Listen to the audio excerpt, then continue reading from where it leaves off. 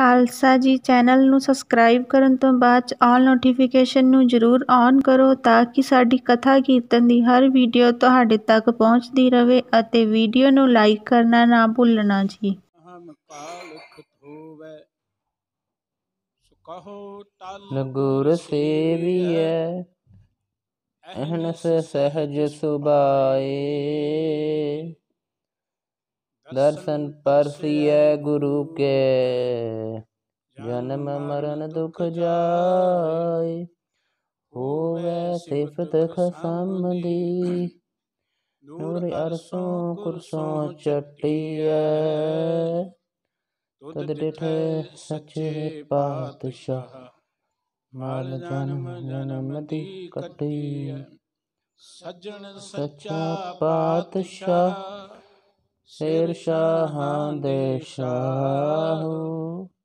इस पास बैठिया सोहीए सबना दा विसाहू। जिस पास बैठिया सोहीए सबना दा विसाहू। सतनाम श्री वाहिगुरु साहिब जी। राग सूही महला पहला कुचजी। एक ओंकार सतगुर प्रसाद। ਮੰਝ ਕੁਚਜੀ ਅਮਾਵਨ ਡੋਸੜੇ। ਹਉ ਕਿਉ ਸਹੁਰਾਵਨ ਜਾਓ ਜੀਓ। ਇੱਕ ਦੋ ਇੱਕ ਚੜੰਦੀਆ ਕੌਣ ਜਾਣ ਮੇਰਾ ਨਾਉ ਜੀਓ। ਮੰਝ ਕੁਚਜੀ ਅਮਾਵਨ ਡੋਸੜੇ। ਹਉ ਕਿਉ ਸਹੁਰਾਵਨ ਜਾਓ ਜੀਓ। ਇੱਕ ਦੋ ਇੱਕ ਚੜੰਦੀਆ ਕੌਣ ਜਾਣੈ ਮੇਰਾ ਨਾਉ ਜੀਓ। ਜਿਨੀ ਸਖੀ ਸਹੁਰਾਵਿਆ ਸੇ ਅੰਬੀ ਛਾਵੜੀਏ ਜੀਓ। ਸੇ ਗੁਣ ਮੰਨ ਨ ਆਵਨੀ ਹਉ ਕੈ ਜੀ ਦੋਸ ਧਰਿਓ ਜੀਓ।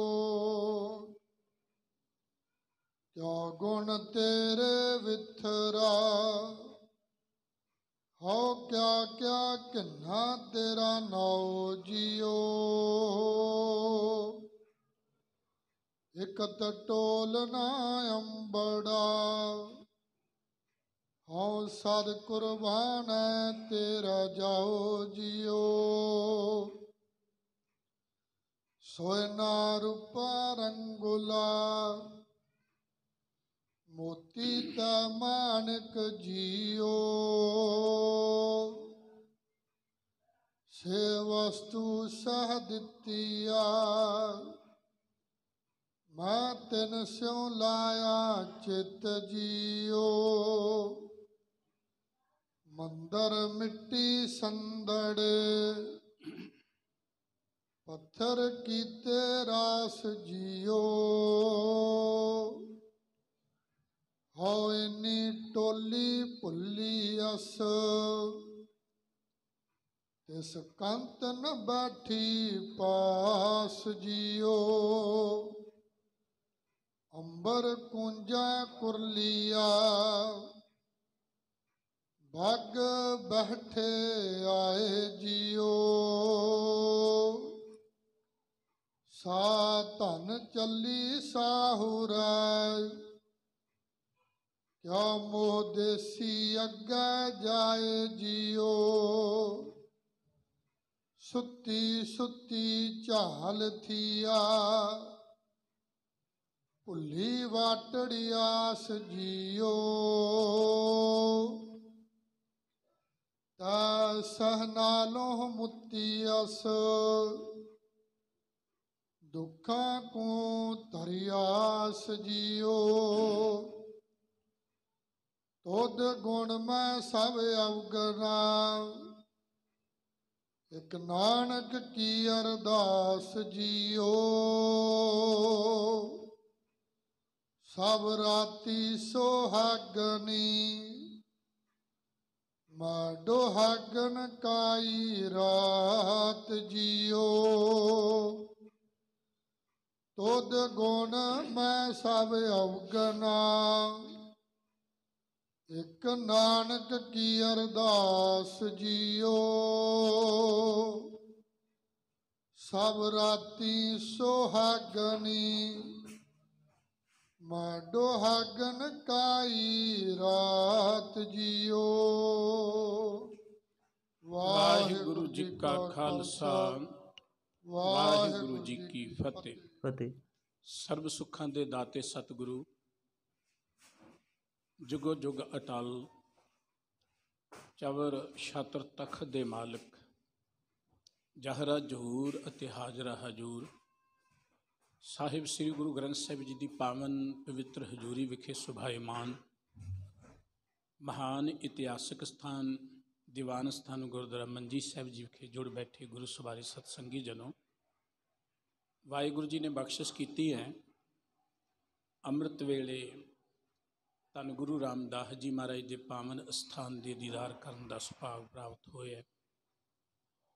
ਸੱਚਖੰਡ ਸ੍ਰੀ ਹਰਿਮੰਦਰ ਸਾਹਿਬ ਜੀ ਤੋਂ ਜੋ ਅੰਮ੍ਰਿਤ ਵੇਲੇ ਪਵਿੱਤਰ ਮੁੱਖ ਵਾਕ ਗੁਰੂ ਸਾਹਿਬ ਜੀ ਨੇ ਬਖਸ਼ਿਸ਼ ਕੀਤਾ ਹੈ, ਉਸ ਦੀ ਵਿਚਾਰ ਸਰਵਣ ਕਰਨ ਦੇ ਲਈ ਜਿੱਥੇ ਆਪ ਇਸ ਸਥਾਨ 'ਤੇ ਗੁਰੂ ਹਜ਼ੂਰੀ ਵਿੱਚ ਜੁੜ ਬੈਠੇ ਹੋ, ਦੇਸਾਂ ਪ੍ਰਦੇਸਾਂ 'ਚ ਬੇਅੰਤ ਗੁਰੂ ਕੇ ਪਿਆਰੇ ਬੜੇ ਚਾਅ ਦੇ ਨਾਲ ਇਸ ਪਵਿੱਤਰ ਮੁੱਖ ਵਾਕ ਨੂੰ ਸਰਵਣ ਕਰਨ ਲਈ ਜੁੜੇ ਬੈਠੇ ਨੇ। ਅੱਜ ਦਾ ਇਹ ਪਵਿੱਤਰ ਮੁੱਖ ਵਾਕ ਧੰਨ ਗੁਰੂ ਨਾਨਕ ਸਾਹਿਬ ਜੀ ਮਹਾਰਾਜ ਦਾ ਬਖਸ਼ਿਸ਼ ਕੀਤਾ ਹੋਇਆ ਹੈ, ਜੋ ਮਾਨਯੋਗ ਭਾਈ ਸਾਹਿਬ ਜੀ ਦੀ ਰਚਨਾ ਤੋਂ ਆਪ ਜੀ ਸਰਵਣ ਕਰ ਰਹੀ ਸੀ। ਸੂਹੀ ਰਾਗ ਵਿੱਚ ਗੁਰੂ ਨਾਨਕ ਸਾਹਿਬ ਜੀ ਦੇ ਇਹ ਪਾਵਨ ਅਮੋਲ ਬਚਨ ਜੋ ਧੰਨ ਸ਼੍ਰੀ ਗੁਰੂ ਗ੍ਰੰਥ ਸਾਹਿਬ ਜੀ ਦੇ ਪਾਵਨ ਅੰਕ 762 ਤੇ ਕੁਚੱਜੀ ਦੇ ਸਿਰਲੇਖ ਹੇਠ ਅੰਕਿਤ ਹਨ। ਵਾਹਿਗੁਰੂ ਜੀ ਨੇ ਸਾਨੂੰ ਮਹਾਨ ਉੱਤਮ ਮਨੁੱਖਾਂ ਦੀ ਹੀ ਬਖਸ਼ਿਸ਼ ਕੀਤੀ ਹੈ। ਜਿੰਦੀ ਜ਼ਿੰਦਗੀ ਮਹਾਨ ਹੈ, ਉਹਨਾਂ ਜ਼ਿੰਦਗੀ ਦਾ ਮਨੋਰਥ ਬੜਾ ਉੱਚਾ ਹੈ।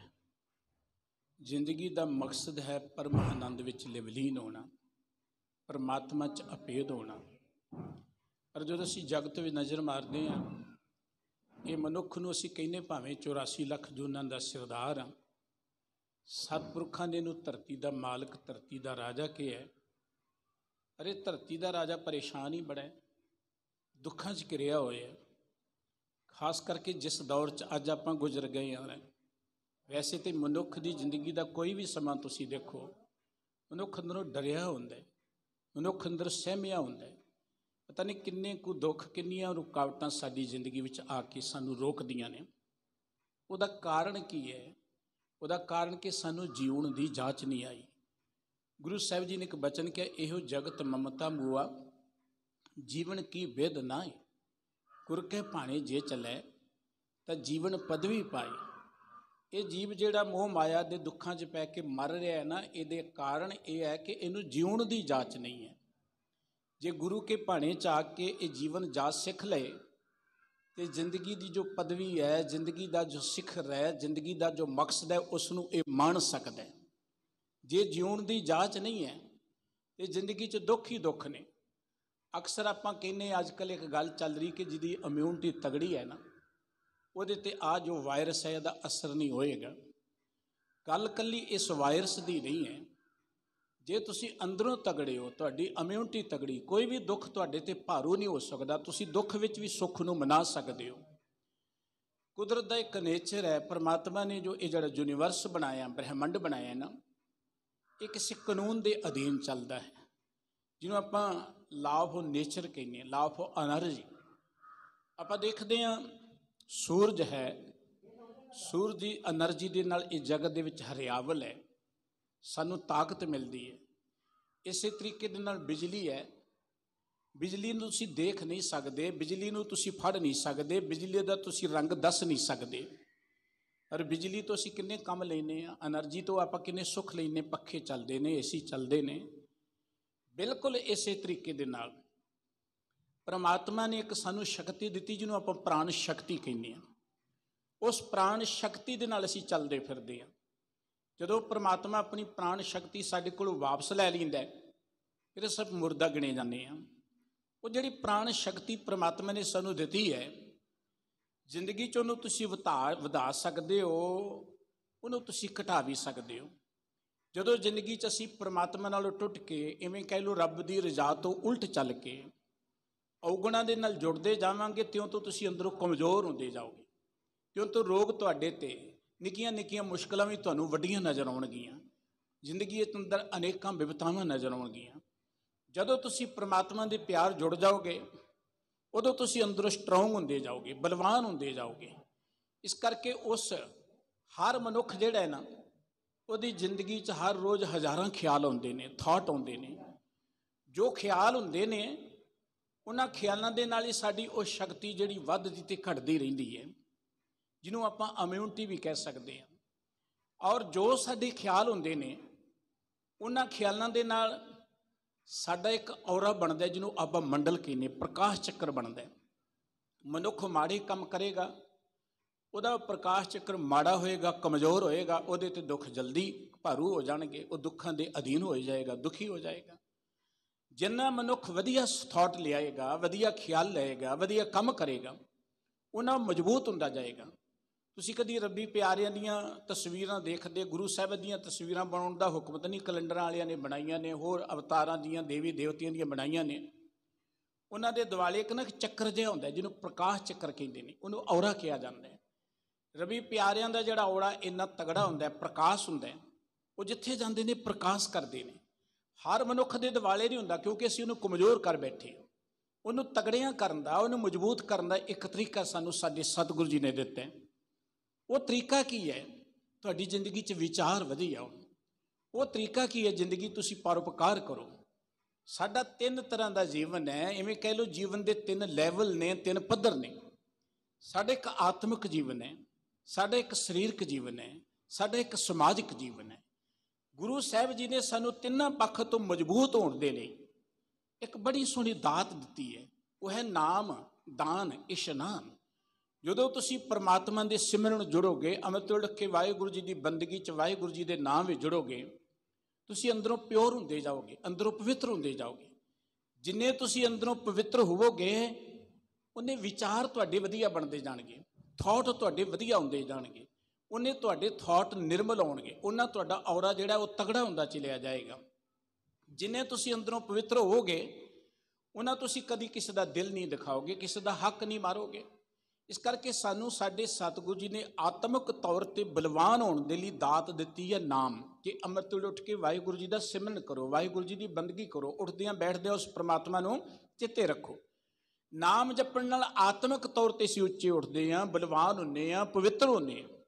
ਪਰ ਜਦੋਂ ਨਾਮ ਨਾਲੋਂ ਟੁੱਟਦੇ, ਅੰਦਰ ਕੀ ਆਪੇਗਾ? ਬੁਰੀਆਂ ਗੱਲਾਂ ਹੋਣਗੀਆਂ, ਮਾੜੀਆਂ ਗੱਲਾਂ ਹੋਣਗੀਆਂ। ਜਿੰਨੇ ਔਗਣ ਨੇ ਉਹਨੇ ਤੁਸੀਂ ਬੰਧਨਾਂ 'ਚ ਫਸਦੇ ਜਾਓਗੇ, ਜਿੰਨੇ ਔਗਣ ਨੇ ਉਹਨੇ ਤੁਸੀਂ ਕਮਜ਼ੋਰ ਹੁੰਦੇ ਚਲੇ ਜਾਓਗੇ। ਦੇਖ ਲਓ, ਇੱਕ ਗਲਤੀ ਕਰ ਲਈਏ ਨਾ, ਭਾਵੇਂ ਕਿਸੇ ਨੂੰ ਪਤਾ ਨਹੀਂ, ਅਸੀਂ ਅੰਦਰ ਸਾਡੀ ਹੀਣ ਭਾਵਨਾ ਜੀ ਭਰ ਜਾਂਦੀ, ਅੰਦਰੋਂ ਕਮਜ਼ੋਰ ਹੋ ਜਾਂਦੇ ਹਾਂ। ਇੱਕ ਚੰਗਾ ਕੰਮ ਕਰ ਲਈ, ਅੰਦਰ ਇੱਕ ਸਵੈਮਾਨ ਪੈਦਾ ਹੁੰਦਾ ਹੈ, ਅੰਦਰ ਸਾਡੇ ਇੱਕ ਨਾ ਆਤਮ ਸਨਮਾਨ ਪੈਦਾ ਹੁੰਦਾ ਹੈ। ਇਸ ਕਰਕੇ ਸਤਿਗੁਰੂ ਜੀ ਨੇ ਕਿਹਾ ਕਿ ਅੰਮ੍ਰਿਤ ਵੇਲੇ ਉੱਠ ਕੇ ਵਾਹਿਗੁਰੂ ਜੀ ਦਾ ਸਿਮਰਨ ਕਰੋ, ਨਾਮ ਦੇ ਨਾਲ ਜੁੜੋ, ਵਾਹਿਗੁਰੂ ਜੀ ਦੀ ਬੰਦਗੀ ਕਰੋ, ਉੱਠਦਿਆਂ ਪੈਰਦਿਆਂ ਉਸ ਪ੍ਰਮਾਤਮਾ ਨੂੰ ਚੇਤੇ ਰੱਖੋ। ਅਗਲੀ ਗੱਲ ਹੈ ਇਸ਼ਨਾਨ। ਇਸ਼ਨਾਨ ਦਾ ਅਰਥ ਕੇਵਲ ਅੰਮ੍ਰਿਤ ਵੇਲੇ ਉੱਠ ਕੇ ਸਰੀਰਕ ਤੌਰ 'ਤੇ ਨਹਾਉਣ ਤੋਂ ਨਹੀਂ ਹੈ। ਦੇਖੋ, ਅੰਮ੍ਰਿਤ ਵੇਲੇ ਉੱਠ ਕੇ ਜਿੱਥੇ ਸਰੀਰਕ ਤੌਰ 'ਤੇ ਇਸ਼ਨਾਨ ਕਰਨਾ ਹੈ, ਉੱਥੇ ਸੁਰਤ ਨੂੰ ਗੁਰਬਾਣੀ ਦੇ ਰਾਹੀਂ ਪਵਿੱਤਰ ਕਰਨਾ ਹੈ, ਸੁਰਤ ਨੂੰ ਗੁਰਬਾਣੀ 'ਚ ਇਸ਼ਨਾਨ ਕਰਾਉਣਾ ਹੈ। ਇਸ਼ਨਾਨ ਦਾ ਅਰਥ ਬੜਾ ਵਿਸਥਾਰ ਵਿੱਚ ਹੈ, ਆਪਣੇ ਆਚਾਰ ਨੂੰ, ਆਪਣੀ ਵਿਚਾਰ ਨੂੰ, ਆਪਣੇ ਕਿਰਦਾਰ ਨੂੰ, ਆਪਣੇ ਆਹਾਰ ਨੂੰ ਮੈਲ ਤੋਂ ਰਹਿਤ ਰੱਖਣਾ, ਇਹਨੂੰ ਇਸ਼ਨਾਨ ਕਿਹਾ ਜਾਂਦਾ ਹੈ। ਪਰਮਾਤਮਾ ਦੇ ਪਿਆਰ ਜੁੜ ਕੇ ਆਪਣਾ ਆਚਾਰ, ਆਪਣਾ ਵਿਹਾਰ, ਆਪਣੀ ਵਿਚਾਰ, ਆਪਣਾ ਆਹਾਰ, ਆਪਣਾ ਕਿਰਦਾਰ ਪਵਿੱਤਰ ਰੱਖਣਾ, ਇਹ ਇਸ਼ਨਾਨ ਹੈ। ਜਦੋਂ ਤੁਸੀਂ ਇਸ਼ਨਾਨ ਨਾਲ ਜੁੜੋਗੇ, ਤੁਹਾਡਾ ਸਰੀਰਕ ਜੀਵਨ ਜਿਹੜਾ ਉਹ ਤੰਦਰੁਸਤ ਹੋਏਗਾ। ਬਾਹਰੀ ਤੌਰ ਤੇ ਇਸ਼ਨਾਨ ਵੀ ਅਸੀਂ ਤੰਦਰੁਸਤੀ ਲਈ ਕਰਦੇ ਹਾਂ, ਉਹ ਜ਼ਰੂਰੀ ਹੈ ਸਫਾਈ ਦੇ ਲਈ, ਸਫਾਈ ਦੇ ਨਾਲ ਤੰਦਰੁਸਤੀ ਮਿਲਦੀ ਹੈ। ਲੇਕਿਨ ਤੰਦਰੁਸਤੀ ਕੇਵਲ ਬਾਹਰਲੇ ਇਸ਼ਨਾਨ ਨਾਲ ਨਹੀਂ ਹੈ। ਤੰਦਰੁਸਤੀ ਤਾਂ ਵੀ ਆਏਗੀ ਜਦੋਂ ਤੁਹਾਡਾ ਕਿਰਦਾਰ ਵਧੀਆ ਹੋਏਗਾ, ਜਦੋਂ ਤੁਹਾਡਾ ਵਿਚਾਰ ਵਧੀਆ ਹੋਏਗਾ, ਜਦੋਂ ਤੁਹਾਡਾ ਆਹਾਰ ਵਧੀਆ ਹੋਏਗਾ। ਅੱਜ ਸਾਡੀ ਜ਼ਿੰਦਗੀ 'ਚ ਬਹੁਤੇ ਰੋਗਾਂ ਦਾ ਕਾਰਨ ਸਾਡੇ ਵਿਚਾਰ ਨੇ। ਡਾਕਟਰ ਕੋਲ ਜਾਵਾਂਗੇ, ਡਾਕਟਰ ਸਾਹਿਬ ਕਹਿਣਗੇ ਤੂੰ ਚਿੰਤਾ ਬੜੀ ਕਰਦਾ, ਤੂੰ ਸੋਚਦਾ ਬੜਾ ਹੈ, ਤੇਰਾ ਬਲੱਡ ਪ੍ਰੈਸ਼ਰ ਤਾਂ ਵੱਧਦਾ। ਇਹਦਾ ਮਤਲਬ ਵਿਚਾਰ ਮਾੜੇ ਹੋਏ, ਸਾਡਾ ਸਰੀਰ ਰੋਗੀ ਹੋ ਗਿਆ। ਬਾਬਾ ਫਰੀਦ ਸਾਹਿਬ ਜੀ ਨੇ ਇੱਕ ਬੜੀ ਮਨੋਵਿਗਿਆਨ ਗੱਲ ਕਹੀ ਹੈ। ਕਹਿਣ ਲੱਗੇ ਬੁਰੇ ਦਾ ਭਲਾ ਕਰ, ਗੁੱਸਾ ਮਨ ਨਾ ਹੰਡਾਏ, ਦੇਹੀ ਰੋਗ ਨਾ ਲੱਗੇ ਪੱਲੇ ਸਭ ਕਿਛ ਪਾਏ। ਉਹ ਬੰਦੇ ਆ ਬੁਰਿਆਂ ਦਾ ਵੀ ਭਲਾ ਕਰਿਆ ਕਰ, ਤੈਨੂੰ ਰੋਗ ਹੀ ਕੋਈ ਨਹੀਂ ਲੱਗੇਗਾ। ਕੋਈ ਪੁੱਛੇਗਾ ਕਿ ਬੁਰਿਆਂ ਦਾ ਭਲਾ ਕਰਨ ਦੇ ਨਾਲ ਸਰੀਰ ਦੇ ਰੋਗਾਂ ਦਾ ਕੀ ਸੰਬੰਧ ਹੈ? ਜਦੋਂ ਤੁਸੀਂ ਕਿਸੇ ਦਾ ਬੁਰਾ ਕਰਦੇ ਹੋ, ਤੁਹਾਡੇ ਮਨ 'ਚ ਚਿੰਤਾ ਆਉਂਦੀ ਹੈ, ਤੁਹਾਡੇ ਅੰਦਰੋਂ ਉਹ ਸ਼ਕਤੀ ਕਮਜ਼ੋਰ ਹੁੰਦੀ ਹੈ, ਉਦੋਂ ਤੁਸੀਂ ਰੋਗਾਂ ਜਗੜਦੇ ਚਲੇ ਜਾਂਦੇ ਹੋ। ਰੋਗ ਪਹਿਲਾਂ ਮਨ ਵਿੱਚ ਆਉਂਦਾ। ਜਿਵੇਂ ਧਰਤੀ 'ਚ ਬੀਜ ਲੁਕਿਆ ਹੁੰਦਾ, ਨਜ਼ਰ ਨਹੀਂ ਆਉਂਦਾ, ਜਦੋਂ ਉੱਗਦਾ ਬੂਟਾ ਫਿਰ ਪਤਾ ਲੱਗਦਾ ਹੈ। ਇਵੇਂ ਸਭ ਤੋਂ ਪਹਿਲਾਂ ਰੋਗ ਸਾਡੇ ਮਨ ਵਿੱਚ ਆਉਂਦਾ। ਮਨ 'ਚ ਬੁਰੇ ਖਿਆਲ ਨੇ, ਮਨ 'ਚ ਈਰਖਾ ਹੈ, ਮਨ 'ਚ ਅਸੀਂ ਬੁਰਾਈਆਂ ਸੰਭੀ ਬੈਠੇ ਹਾਂ, ਅੰਦਰੋਂ ਰੋਗੀ ਹਾਂ। ਸਰੀਰ ਤੇ ਰੋਗ ਆਏਗਾ, ਉਹਨੂੰ ਕੋਈ ਰੋਕ ਨਹੀਂ ਸਕੇਗਾ। ਜੇ ਸਰੀਰ ਤੇ ਰੋਗ ਆ ਗਿਆ, ਰੋਗ ਦਵਾਈਆਂ ਨਾਲ ਠੀਕ ਨਹੀਂ ਹੋਣੇ। ਦਵਾਈਆਂ ਵੀ ਜ਼ਰੂਰੀ ਨੇ, ਪਰ ਰੋਗਾਂ ਨੂੰ ਠੀਕ ਕਰਨ ਦੇ ਲਈ ਸਭ ਤੋਂ ਪਹਿਲਾਂ ਆਪਣੀ ਮਨੋ ਵਿਚਾਰਧਾਰਾ ਨੂੰ ਠੀਕ ਕਰਨ ਦੀ ਲੋੜ ਹੈ। ਸਤਿਗੁਰੂ ਜੀ ਕਹਿੰਦੇ ਇਸ਼ਨਾਨ ਦੇ ਨਾਲ ਤੁਸੀਂ ਸਰੀਰਕ ਤੌਰ ਤੇ ਤੰਦਰੁਸਤ ਹੋਗੇ। ਅਗਲੀ ਗੱਲ ਹੈ ਦਾਨ ਦਾ ਅਰਥ ਇਹ ਹੈ ਕਿ ਆਪ ਜ਼ਿੰਦਗੀ 'ਚ ਗਿਆਨਵਾਨ ਬਣ ਕੇ, ਗੁਣਵਾਨ ਬਣ ਕੇ, ਉੱਚੇ ਉੱਠ ਕੇ, ਧਨ ਕਰਕੇ, ਪਦਾਰਥ ਕਰਕੇ, ਫਿਰ ਉਹਨਾਂ ਲੋਕਾਂ ਨੂੰ ਜਿਹੜੇ ਪਛੜ ਕੇ ਨੇ ਉਹਨਾਂ ਨੂੰ ਅੱਗੇ ਵਧਾਉਣ ਦਾ ਯਤਨ ਕਰਨਾ। ਦਾਨ ਦਾ ਅਰਥ ਇਕੱਲਾ ਕੋਈ ਰੁਪਈਏ ਦੇਣ ਤੋਂ ਜਾਂ ਰੋਟੀ ਖਵਾਉਣ ਤੋਂ ਨਹੀਂ ਹੈ। ਤੁਸੀਂ ਦੇਖਦੇ ਨਹੀਂ ਆ ਫੋਟੋ ਖਿਚਾਉਣ ਲਈ ਇੱਕ ਹੱਥ 'ਚ ਰੋਟੀਆਂ ਫੜਾਈਆਂ, ਦੂਜੇ ਬੰਨੇ ਕੈਮਰਾ ਲੈ ਕੇ ਖੜੇ, ਇਹ ਕੋਈ ਦਾਨੀ ਨਹੀਂ ਹੈ, ਹੰਕਾਰੀ ਲੋਕ ਨੇ। ਇਹੋ ਜਿਹਾ ਦਾਨ ਸਾਨੂੰ ਸਾਡੇ ਸਤਿਗੁਰੂ ਜੀ ਨੇ ਨਹੀਂ ਦਿੱਤਾ, ਫੋਟੋਆਂ ਖਿਚਾਉਣ ਵਾਲਾ। ਦਾਨ ਦਾ ਅਰਥ ਹੈ ਕਿ ਹੱਥੋਂ ਦੇਣਾ ਆਪ ਜਣਾਇਆ, ਹੱਥੋਂ ਦੇ ਕੇ ਕਿਸੇ ਨੂੰ ਪਤਾ ਹੀ ਨਾ ਲੱਗੇ। ਦਾਨ ਦਾ ਅਰਥ ਕਿ ਉਹ ਕੰਮ, ਹਰ ਕੰਮ ਜਿਹਦੇ ਰਾਹੀਂ ਤੁਸੀਂ ਸਮਾਜ ਨੂੰ ਡਿਵੈਲਪ ਕਰਦੇ ਹੋ, ਉਹ ਕੰਮ ਜਿਹਦੇ ਰਾਹੀਂ ਲੋਕਾਂ ਦੇ ਅੰਦਰ ਜਿਉਣ ਦਾ ਚਾਅ ਪੈਦਾ ਹੁੰਦਾ ਹੈ, ਕਹਿੰਦੇ ਨੇ ਉਹਨੂੰ ਦਾਨ ਕਿਹਾ ਜਾਂਦਾ ਹੈ। ਮਹਾਤਮਾ ਗੌਤਮ ਬੁੱਧ ਜੀ ਦੇ ਕੋਲ ਇੱਕ ਵਿਅਕਤੀ ਆ ਗਿਆ, ਕਹਿਣ ਲੱਗਾ ਜੀ ਮੈਂ ਗਰੀਬ ਕਿਉਂ ਹੈ? ਕਹਿਣ ਲੱਗਾ ਤੂੰ ਕਦੀ ਕਿਸੇ ਨੂੰ ਦਿੱਤਾ ਹੀ ਕੁਝ ਨਹੀਂ, ਦਾਨ ਹੀ ਨਹੀਂ ਕੀਤਾ, ਗਰੀਬ ਤੂੰ ਤਾਂ ਹੈ। ਕਹਿੰਦਾ ਜੀ ਮੈਂ ਦੇਣਾ ਕਿ, ਮੈਂ ਤੇ ਗਰੀਬ ਹਾਂ, ਮੇਰੇ ਕੋਲ ਤੇ ਪੈਸਾ ਹੀ ਕੋਈ ਨਹੀਂ ਹੈ। ਉਹ ਕਹਿਣਗੇ ਪੈਸਾ ਹੀ ਕੋਈ ਦਾਨ ਨਹੀਂ ਹੁੰਦਾ, ਤੈਨੂੰ ਰੱਬ ਨੇ ਬਹੁਤ ਕੁਝ ਦਿੱਤਾ ਹੈ, ਤੈਨੂੰ ਰੱਬ ਨੇ ਸੋਹਣਾ ਚਿਹਰਾ ਦਿੱਤਾ ਹੈ, ਰੱਬ ਨੇ ਸੋਹਣਾ ਮੂੰਹ ਦਿੱਤਾ ਹੈ, ਰੱਬ ਨੇ ਸੋਹਣਾ ਦਿਲ ਦਿੱਤਾ ਹੈ, ਰੱਬ ਨੇ ਸੋਹਣਾ ਤੈਨੂੰ ਸਰੂਪ ਦਿੱਤਾ ਹੈ, ਸਰੀਰ ਦਿੱਤਾ ਹੈ, ਤੂੰ ਤੇ ਬਹੁਤ ਕੁਝ ਦੇ ਸਕਦਾ ਹੈ। ਹਰ ਬੰਦਾ ਬਹੁਤ ਅਮੀਰ ਹੈ। ਤੁਸੀਂ ਚਿਹਰੇ ਦੇ ਨਾਲ ਕਿਸੇ ਨੂੰ ਮੁਸਕਰਾਹਟ ਦੇ ਦਿਓ ਨਾ, ਉਹ ਦੇਖ ਕੇ ਖੁਸ਼ ਹੋ ਜਾਏਗਾ। ਤੁਸੀਂ ਮੁਖ ਤੋਂ ਕੁਝ ਮਿੱਠੇ ਬੋਲ ਬੋਲਦੇ ਹੋ, ਕਿਸੇ ਨੂੰ ਹੌਸਲਾ ਕਰਦੇ ਹੋ, ਕਿਸੇ ਨੂੰ ਐਪਰੀਸ਼ੀਏਟ ਕਰਦੇ ਹੋ, ਕਿਸੇ ਦੇ ਗੁਣਾਂ ਦੀ ਤਾਰੀਫ ਕਰਦੇ ਹੋ, ਉਹਦਾ ਮਨੋਬਲ ਵੱਧ ਜਾਏਗਾ, ਉਹਦੇ ਅੰਦਰ ਹੌਸਲਾ ਪੈਦਾ ਹੋ ਜਾਏਗਾ। ਤੁਹਾਨੂੰ ਵਾਹਿਗੁਰੂ ਜੀ ਨੇ ਇਹ ਸੋਹਣਾ ਸਰੀਰ ਦਿੱਤਾ ਹੈ, ਹੱਥਾਂ ਦੇ ਰਾਹੀਂ ਪਰਉਪਕਾਰ ਕਰਦੇ ਹੋ, ਹੱਥਾਂ ਦੇ ਰਾਹੀਂ ਤੁਸੀਂ ਕਿਸੇ ਦੀ ਸੇਵਾ ਕਰਦੇ ਹੋ, ਕਿਸੇ ਨੂੰ ਪੱਖਾ ਚੱਲਦੇ ਹੋ। ਇਵੇਂ ਕਹਿ ਲਓ ਕਿ ਨਿੱਕੇ ਨਿੱਕੇ ਕੰਮਾਂ ਦੇ ਨਾਲ ਬੁਝੇ ਹੋਏ ਦੀਵੇ ਜਗਾਏ ਜਾ ਸਕਦੇ ਨੇ। ਇਸ ਕਰਕੇ ਦਾਨ ਦਾ ਅਰਥ ਕੋਈ ਰੁਪਈਏ ਦੇਣ ਤੋਂ ਨਹੀਂ ਹੈ। ਜੇ ਰੱਬ ਨੇ ਦਿੱਤੇ ਨੇ ਉਹਦੇ ਰਾਹੀਂ ਵੀ ਸੇਵਾ ਕਰਨਾ ਉੱਤਮ ਗੱਲ ਹੈ, ਪਰ ਦਾਨ ਦਾ ਅਰਥ ਉਹ ਹਰ ਕਰਮ ਜਿਹਦੇ ਰਾਹੀਂ ਲੋਕਾਂ ਦੇ ਅੰਦਰ ਉਤਸ਼ਾਹ ਪੈਦਾ ਹੋਵੇ। ਇਸ ਕਰਕੇ ਸਾਨੂੰ ਸਾਡੇ ਸਤਿਗੁਰੂ ਜੀ ਨੇ ਸਮਾਜ ਨੂੰ ਵਧੀਆ ਬਣਾਉਣ ਦੇ ਲਈ, ਸਾਡਾ ਆਤਮਿਕ ਜੀਵਨ ਵਧੀਆ ਬਣੇਗਾ ਜਦੋਂ ਵਾਹਿਗੁਰੂ ਜੀ ਦੇ ਪਿਆਰ ਜੁੜਾਂਗੇ, ਸਾਡਾ ਸਰੀਰਕ ਜੀਵਨ ਵਧੀਆ ਬਣੇਗਾ ਜਦੋਂ ਅਸੀਂ ਇਸ਼ਨਾਨ ਨਾਲ ਜੁੜਾਂਗੇ, ਵਿਚਾਰ, ਆਚਾਰ, ਕਿਰਦਾਰ, ਆਹਾਰ ਸਾਡਾ ਪਵਿੱਤਰ ਹੋਵੇਗਾ, ਔਰ ਸਾਡਾ ਸਮਾਜਿਕ ਜੀਵਨ ਉਦੋਂ ਵਧੀਆ ਬਣੇਗਾ। ਸਮਾਜ ਨੂੰ ਕਿਸੇ ਗੌਰਮੈਂਟ ਨੇ ਵਧੀਆ ਨਹੀਂ ਬਣਾਉਣਾ, ਇਹ ਗੱਲ ਚੇਤੇ ਰੱਖਿਓ। ਇਸ ਸਮਾਜ ਨੂੰ ਵਧੀਆ ਬਣਾਉਣ ਲਈ ਸਾਡੇ ਬਜ਼ੁਰਗਾਂ ਨੇ ਬਹੁਤ ਘਾਲਣਾ ਘਾਲੀ ਹੈ, ਲੱਖਾਂ ਨਹੀਂ ਹਜ਼ਾਰਾਂ ਸਾਲਾਂ ਤੋਂ ਘਾਲਣਾ ਘਾਲੀ ਹੈ। ਸਾਡਾ ਸਮਾਜ ਨਿਗਰਦਾ ਹੀ ਚੱਲਿਆ ਜਾ ਰਿਹਾ। ਅੱਜ ਸਾਡਾ ਸਮਾਜ ਕਿੱਥੇ ਚਲਿਆ ਗਿਆ? ਕੋਈ ਪੁਰਾਣੀ ਚੜ੍ਹਾਈ ਕਰ ਜਾਂਦਾ ਹੈ, ਉਹਦੀ ਅਰਥੀ ਨੂੰ ਮੋਢਾ ਦੇਣ ਵਾਲਾ ਹੀ ਕੋਈ ਨਹੀਂ ਹੈ। ਇਹੋ ਜਿਹਾ ਸਾਡਾ ਸਮਾਜ ਬਣ ਗਿਆ। ਕਿਸੇ ਸਮਾਜ ਦੀ ਤਸਵੀਰ ਦੇਖਣੀ ਹੈ ਤੇ ਔਖੇ ਸਮੇਂ ਤੇ ਦੇਖੀ ਜਾ ਸਕਦੀ ਹੈ ਕਿ ਮੁਰਦੇ ਦੇ ਨਾਲ ਤੁਰਨ ਲਈ ਤਿਆਰ ਕੋਈ ਨਹੀਂ ਹੈ, ਉਹਦੀ ਆਪਣੀ ਲੋਥ ਨੂੰ ਮੋਢਿਆਂ ਤੇ ਚੁੱਕ ਕੇ ਇੱਕ ਬੰਦਾ ਇਕੱਲਾ ਤੁਰੀ ਜਾ ਰਿਹਾ। ਇਹ ਸਾਡਾ ਸਮਾਜ ਹੈ। ਸਮਾਜ ਗੌਰਮੈਂਟ ਦੇ ਕਾਨੂੰਨਾਂ ਨਾਲ ਨਹੀਂ ਬਣਦਾ ਹੁੰਦਾ, ਸਮਾਜ ਨੂੰ ਸਿਰਜਣਾ ਹੁੰਦਾ ਧਰਮ ਨੇ। ਅੱਜ ਕਿਹਾ ਜਾਂਦਾ ਜੀ ਧਰਮ ਦੀ ਲੋੜ ਕੋਈ ਨਹੀਂ ਹੈ, ਧਰਮ ਸਥਾਨ ਤੇ ਜਾਣ ਦੀ ਲੋੜ ਕੋਈ ਨਹੀਂ ਹੈ, ਸਿਮਰਨ ਕਰਨ ਦੀ ਕੋਈ ਲੋੜ ਨਹੀਂ ਹੈ, ਧਰਮ ਗ੍ਰੰਥ ਪੜ੍ਹਨ ਦੀ ਕੋਈ ਲੋੜ ਨਹੀਂ ਹੈ। ਜਿੰਨੇ ਮਰਜ਼ੀ ਕਾਨੂੰਨ ਗੌਰਮੈਂਟ ਬਣਾ ਲਏ, ਉਹ ਸਮਾਜ ਦੇ ਵਿੱਚੋਂ ਭ੍ਰਿਸ਼ਟਾਚਾਰ ਦੂਰ ਨਹੀਂ ਕਰ ਸਕਦੀ। ਗੌਰਮੈਂਟਾਂ ਤੇ ਆਪ ਭ੍ਰਿਸ਼ਟ ਨੇ, ਉਹਨਾਂ ਨੇ ਭ੍ਰਿਸ਼ਟਾਚਾਰ ਕੀ ਦੂਰ ਕਰਨੇ? ਜਿਨ੍ਹਾਂ ਨੇ ਕਾਨੂੰਨ ਲਾਗੂ ਕਰਨੇ ਉਹ ਤੇ ਆਪ ਭ੍ਰਿਸ਼ਟ ਨੇ, ਅਦਾਲਤਾਂ ਭ੍ਰਿਸ਼ਟ ਨੇ, ਜੱਜ ਭ੍ਰਿਸ਼ਟ ਨੇ, ਪੁਲਿਸ ਭ੍ਰਿਸ਼ਟ ਹੈ, ਉਹਨਾਂ ਨੇ ਭ੍ਰਿਸ਼ਟਾਚਾਰ ਦੂਰ ਕੀ ਕਰਨਾ? ਭ੍ਰਿਸ਼ਟਾਚਾਰ ਤੁਹਾਡੀ ਸੋਚ ਦੇ ਨਾਲ ਦੂਰ ਹੋਏਗਾ। ਉਹ ਸੋਚ ਤੁਹਾਨੂੰ ਮਿਲੇਗੀ ਵਾਹਿਗੁਰੂ ਜੀ ਦੇ ਸਿਮਰਨ ਚੋਂ, ਧਰਮ ਗ੍ਰੰਥਾਂ ਦੇ ਵਿੱਚੋਂ। ਇਸ ਕਰਕੇ ਜਦੋਂ ਤੁਹਾਡੀ ਵਿਚਾਰ ਵਧੀਆ ਹੋਈ, ਤੁਹਾਡਾ ਆਹਾਰ ਵਧੀਆ ਹੋਇਆ, ਸਰੀਰ ਤੰਦਰੁਸਤ ਹੋਏਗਾ, ਇਹ ਸਮਾਜ ਸਿਰਜਣਾ ਹੈ ਤੁਸੀਂ, ਤੇ ਸਮਾਜ ਕਿਵੇਂ ਵਧੀਆ ਬਣੇਗਾ? ਕਿਉਂਕਿ ਜਦੋਂ ਸਮਾਜ ਦੇ ਦੁੱਖ ਦੇਖਦੇ ਆ, ਸਮਾਜ ਦੀ ਵਿਚਾਰਧਾਰਾ ਦੇਖਦੇ ਆ, ਭ੍ਰਿਸ਼ਟਾਚਾਰ ਦੇਖਦੇ, ਲੋਕੀ ਕਿਤੇ ਸਮਾਜ ਹੀ ਛੱਡ ਦਿਓ, ਇਹ ਤੇ ਸਮਾਜ ਬੜਾ ਮਾੜਾ ਹੈ। ਸਮਾਜ ਨੂੰ ਛੱਡ ਕੇ ਧਾਰਮਿਕ ਜੰਗਲਾਂ 'ਚ ਬੈਠੇ, ਤੀਰਥਾਂ ਤੇ ਜਾ ਕੇ ਬੈਠ ਗਏ। ਉਹਨਾਂ ਕਿਹਾ ਜੀ ਇਹ ਸਮਾਜ ਬੜਾ ਮਾੜਾ ਹੈ। ਤੇ ਬਾਬਾ ਨਾਨਕ ਜੀ ਨੇ ਕਿਹਾ ਜੇ ਸਮਾਜ ਮਾੜਾ ਹੈ ਤੇ ਤੁਹਾਡੇ ਕਰਕੇ ਮਾੜਾ ਹੈ, ਕਿਸੇ ਕਰਕੇ ਮਾੜਾ ਨਹੀਂ ਹੈ। ਸਿੱਧਾਂ ਨੇ ਬਾਬਾ ਨਾਨਕ ਜੀ ਨੂੰ ਪੁੱਛਿਆ, ਸਿੱਧ ਪੁੱਛਣ ਸੁਣ ਨਾਨਕਾ, ਮਾਤ ਲੋਕ ਵਿੱਚ ਕਿਆ ਵਰਤਾਰਾ, ਕਿ ਭਾਰਤ ਭੂਮੀ ਦਾ ਕੀ ਹਾਲ ਚਾਲ ਹੈ? ਸਤਿਗੁਰੂ ਜੀ ਕਹਿਣ ਲੱਗੇ, ਬਾਬਾ ਆਖੇ ਨਾ ਜੀ ਸੱਚ ਚੰਦਰਮਾ ਕੂੜ ਅੰਧਾਰਾ, ਸੱਚ ਦਾ ਚੰਦਰਮਾ ਨਾਥ ਜੀ ਅਲੋਪ ਹੋ ਗਿਆ, ਕੂੜ ਦਾ ਹਨੇਰਾ ਪਸਰਿਆ। ਸਿੱਧ ਕਹਿੰਦੇ ਆਖਰ ਕਿਉਂ? ਸਤਿਗੁਰੂ ਜੀ ਕਹਿੰਦੇ ਤੁਹਾਡੇ ਕਰਕੇ। ਸਿੱਧ ਛਾਪ ਬੈਠੇ ਪਰਬਤੀ, ਕੌਣ ਜਗਤ ਕੋ ਪਾਰੋ ਤਾਰਾ, ਉਹ ਤੁਹਾਡੇ ਵਰਗੇ ਸਿਆਣੇ ਲੋਕੀ ਤੇ ਪਹਾੜਾਂ 'ਚ ਆ ਕੇ ਲੁਕ ਗਏ, ਕੋਈ ਭੋਰਿਆਂ 'ਚ ਲੁਕ ਗਿਆ। ਇਹ ਸਮਾਜ ਦਾ ਪਾਰੋ ਤਾਰਾ ਕਿਨ ਕਰਨਾ? ਸਮਾਜ ਡੁੱਬਦਾ ਕਦੋਂ ਹੈ? ਸਮਾਜ ਡੁੱਬਦਾ ਉਦੋਂ ਹੈ ਜਦੋਂ ਧਾਰਮਿਕ ਲੋਕ ਭ੍ਰਿਸ਼ਟ ਹੋ ਜਾਣ, ਜਦੋਂ ਧਰਮ ਸਥਾਨਾਂ ਤੇ ਭ੍ਰਿਸ਼ਟਾਚਾਰ ਵਾਪਰਨਾ ਸ਼ੁਰੂ ਹੋ ਜਾਏ। ਥਾਨਸ਼ਟ ਜਗ ਭ੍ਰਿਸ਼ਟ ਹੋਏ, ਡੁੱਬਤਾ ਇਵ ਜਗ। ਇਸ ਕਰਕੇ ਧਰਮ ਨੇ ਹੀ ਸਮਾਜ ਨੂੰ ਬਚਾਉਣਾ ਹੈ। ਧਰਮ ਦੇ ਨਾਲ ਜੁੜੇ ਹੋਏ ਲੋਕੀ ਜਾਂ ਜਿਨ੍ਹਾਂ ਨੇ ਜ਼ਿੰਦਗੀ ਅੰਦਰ ਧਰਮ ਨੂੰ ਸਮਝ ਲਿਆ, ਸਮਾਜ ਦੀ ਸਿਰਜਣਾ ਉਹਨਾਂ ਲੋਕਾਂ ਨੇ ਕਰਨੀ ਹੈ। ਸਾਨੂੰ ਧਰਤੀ ਤੇ ਰੱਬ ਨੇ ਭੇਜਿਆ ਹੈ। ਦੇਖੋ ਇਹ ਸੰਸਾਰ ਰੱਬ ਨੇ ਬਣਾਇਆ ਹੈ, ਧਰਤੀ ਰੱਬ ਨੇ ਬਣਾਈ ਹੈ, ਤੇ ਇਸ ਸਮਾਜ ਨੂੰ ਜਾਂ ਧਰਤੀ ਤੇ ਹਰਿਆਵਲ ਨੂੰ ਉਸਾਰੀ ਕਰਨ ਨੂੰ ਮਨੁੱਖ ਨੂੰ ਵਾਹਿਗੁਰੂ ਜੀ ਨੇ ਜ਼ਿੰਮੇਵਾਰੀ ਦਿੱਤੀ ਹੈ। ਇਹਦੀ ਉਸਾਰੀ ਮਨੁੱਖ ਨੇ ਕਰਨੀ ਹੈ, ਪਰ ਉਸਾਰੀ ਮਨੁੱਖ ਤਾਂ ਕਰੇਗਾ ਜੇ ਉਹਦੀ ਜ਼ਿੰਦਗੀ 'ਚ ਉਸਾਰੀ ਹੋਏਗੀ, ਜੇ ਜ਼ਿੰਦਗੀ 'ਚ ਗੁਣ ਗ੍ਰਹਿਣ ਕੀਤੇ ਹੋਣਗੇ, ਜੇ ਜ਼ਿੰਦਗੀ ਅੰਦਰ ਉਹਨੇ ਕੋਈ ਸੁੱਖ ਜਾਂ ਇਵੇਂ ਕਹਿ ਲਓ ਆਨੰਦ ਮਾਣਿਆ ਹੋਏਗਾ। ਸਤਿਗੁਰੂ ਗੁਰੂ ਨਾਨਕ ਸਾਹਿਬ ਜੀ ਮਹਾਰਾਜ ਨੇ ਕੁਚੱਜੀ ਦੇ ਸਿਰਲੇਖ ਹੇਠ ਅੰਦਰ ਇਹ ਗੱਲ ਕਹਿ ਕੇ ਕਿ ਅਸੀਂ ਤੇ ਜਿਉਣ ਦਾ ਚੱਜ ਹੀ ਨਹੀਂ ਸਿੱਖਿਆ, ਅਵਗੁਣਾਂ ਨਾਲ ਜੁੜੇ ਹੋਏ ਹਾਂ, ਔਰ ਅਸੀਂ ਜ਼ਿੰਦਗੀ ਅੰਦਰ ਉਸ ਪ੍ਰਮਾਤਮਾ ਦਾ ਪਿਆਰ ਕਿਵੇਂ ਲੈ ਸਕਦੇ ਹਾਂ, ਸੁੱਖ ਕਿਵੇਂ ਮਾਣ ਸਕਦੇ ਹਾਂ? ਸਾਡੇ ਦੁੱਖਾਂ ਦਾ ਕਾਰਨ ਕੀ ਹੈ? ਕਿ ਰੱਬ ਨੇ ਜਿਹੜੀਆਂ ਦਾਤਾਂ ਸਾਨੂੰ ਵਰਤਣ ਲਈ ਦਿੱਤੀਆਂ ਸਨ, ਅਸੀਂ ਉਹਨਾਂ ਦੇ ਨਾਲ ਹੀ ਜੁੜ ਗਏ। ਦਾਤ ਪਿਆਰੀ ਵਿਸਰਿਆ ਦਾਤਾਰਾ, ਘਰ ਸਾਨੂੰ ਰਹਿਣ ਲਈ ਦਿੱਤਾ ਸੀ। ਵਾਹਿਗੁਰੂ ਜੀ ਦਾ ਸ਼ੁਕਰਾਨਾ ਕਰਨਾ ਚਾਹੀਦਾ। ਜੇ ਪ੍ਰਸਾਦ ਬਸੇ ਸੁਖ ਮੰਦਰ ਤਿਸੇ ਤੇ ਆਏ ਸਦਾ ਮਨ ਅੰਦਰ, ਪਰ ਅਸੀਂ ਘਰ ਦਾ ਹੀ ਹੰਕਾਰ ਕਰਨਾ ਸ਼ੁਰੂ ਕਰ ਦਿੱਤਾ। ਘਰ ਬੜਾ ਵੱਡਾ ਸਾਡਾ, ਘਰ ਹੰਕਾਰ ਕਰਨ ਲਈ ਨਹੀਂ ਸੀ, ਘਰ ਤਾਂ ਨਿਰੰਕਾਰ ਦਾ ਸ਼ੁਕਰਾਨਾ ਕਰਨ ਦੇ ਲਈ। ਸਤਿਗੁਰੂ ਜੀ ਇਸ ਮੁਖ ਵਾਕ ਦੇ ਰਾਹੀਂ ਸਾਡੇ ਅਵਗੁਣਾਂ ਦੀ ਗੱਲ ਕਰਦੇ ਹਾਂ, ਜਿਵੇਂ ਅਸੀਂ ਜੀਵਨ ਜਾਚ ਨਹੀਂ ਸਕੇ, ਜ਼ਿੰਦਗੀ ਦੇ ਅੰਦਰ ਸੁਚੱਜੇ ਬਣਨ ਦੀ ਜੋ ਪ੍ਰੇਰਣਾ ਕਰ ਰਹੇ ਨੇ। ਆਓ ਆਪਾਂ ਮਿਲ ਕੇ ਗੁਰੂ ਕੇ ਇਹਨਾਂ ਪਾਵਨ ਪਵਿੱਤਰ ਬਚਨਾਂ ਦੀ ਵਿਚਾਰ ਸਾਂਝੀ ਕਰੀਏ ਜੀ। ਸਤਿਗੁਰੂ ਜੀ ਦੇ ਪਿਆਰ 'ਚ ਜੁੜਦੇ ਹਾਂ, ਮਨ ਬਿਰਤੀਆਂ ਨੂੰ ਇਕਾਗਰ ਕਰਨ ਦੇ ਲਈ ਇੱਕ ਵਾਰ ਸਾਰੇ ਉਚਾਰਨ ਕਰੀਏ ਜੀ। ਸਤਨਾਮ ਵਾਹਿਗੁਰੂ ਸਾਹਿਬ ਜੀ, ਸਤਨਾਮ ਵਾਹਿਗੁਰੂ ਸਾਹਿਬ ਜੀ, ਸਤਨਾਮ ਸ੍ਰੀ ਵਾਹਿਗੁਰੂ ਸਾਹਿਬ ਜੀ।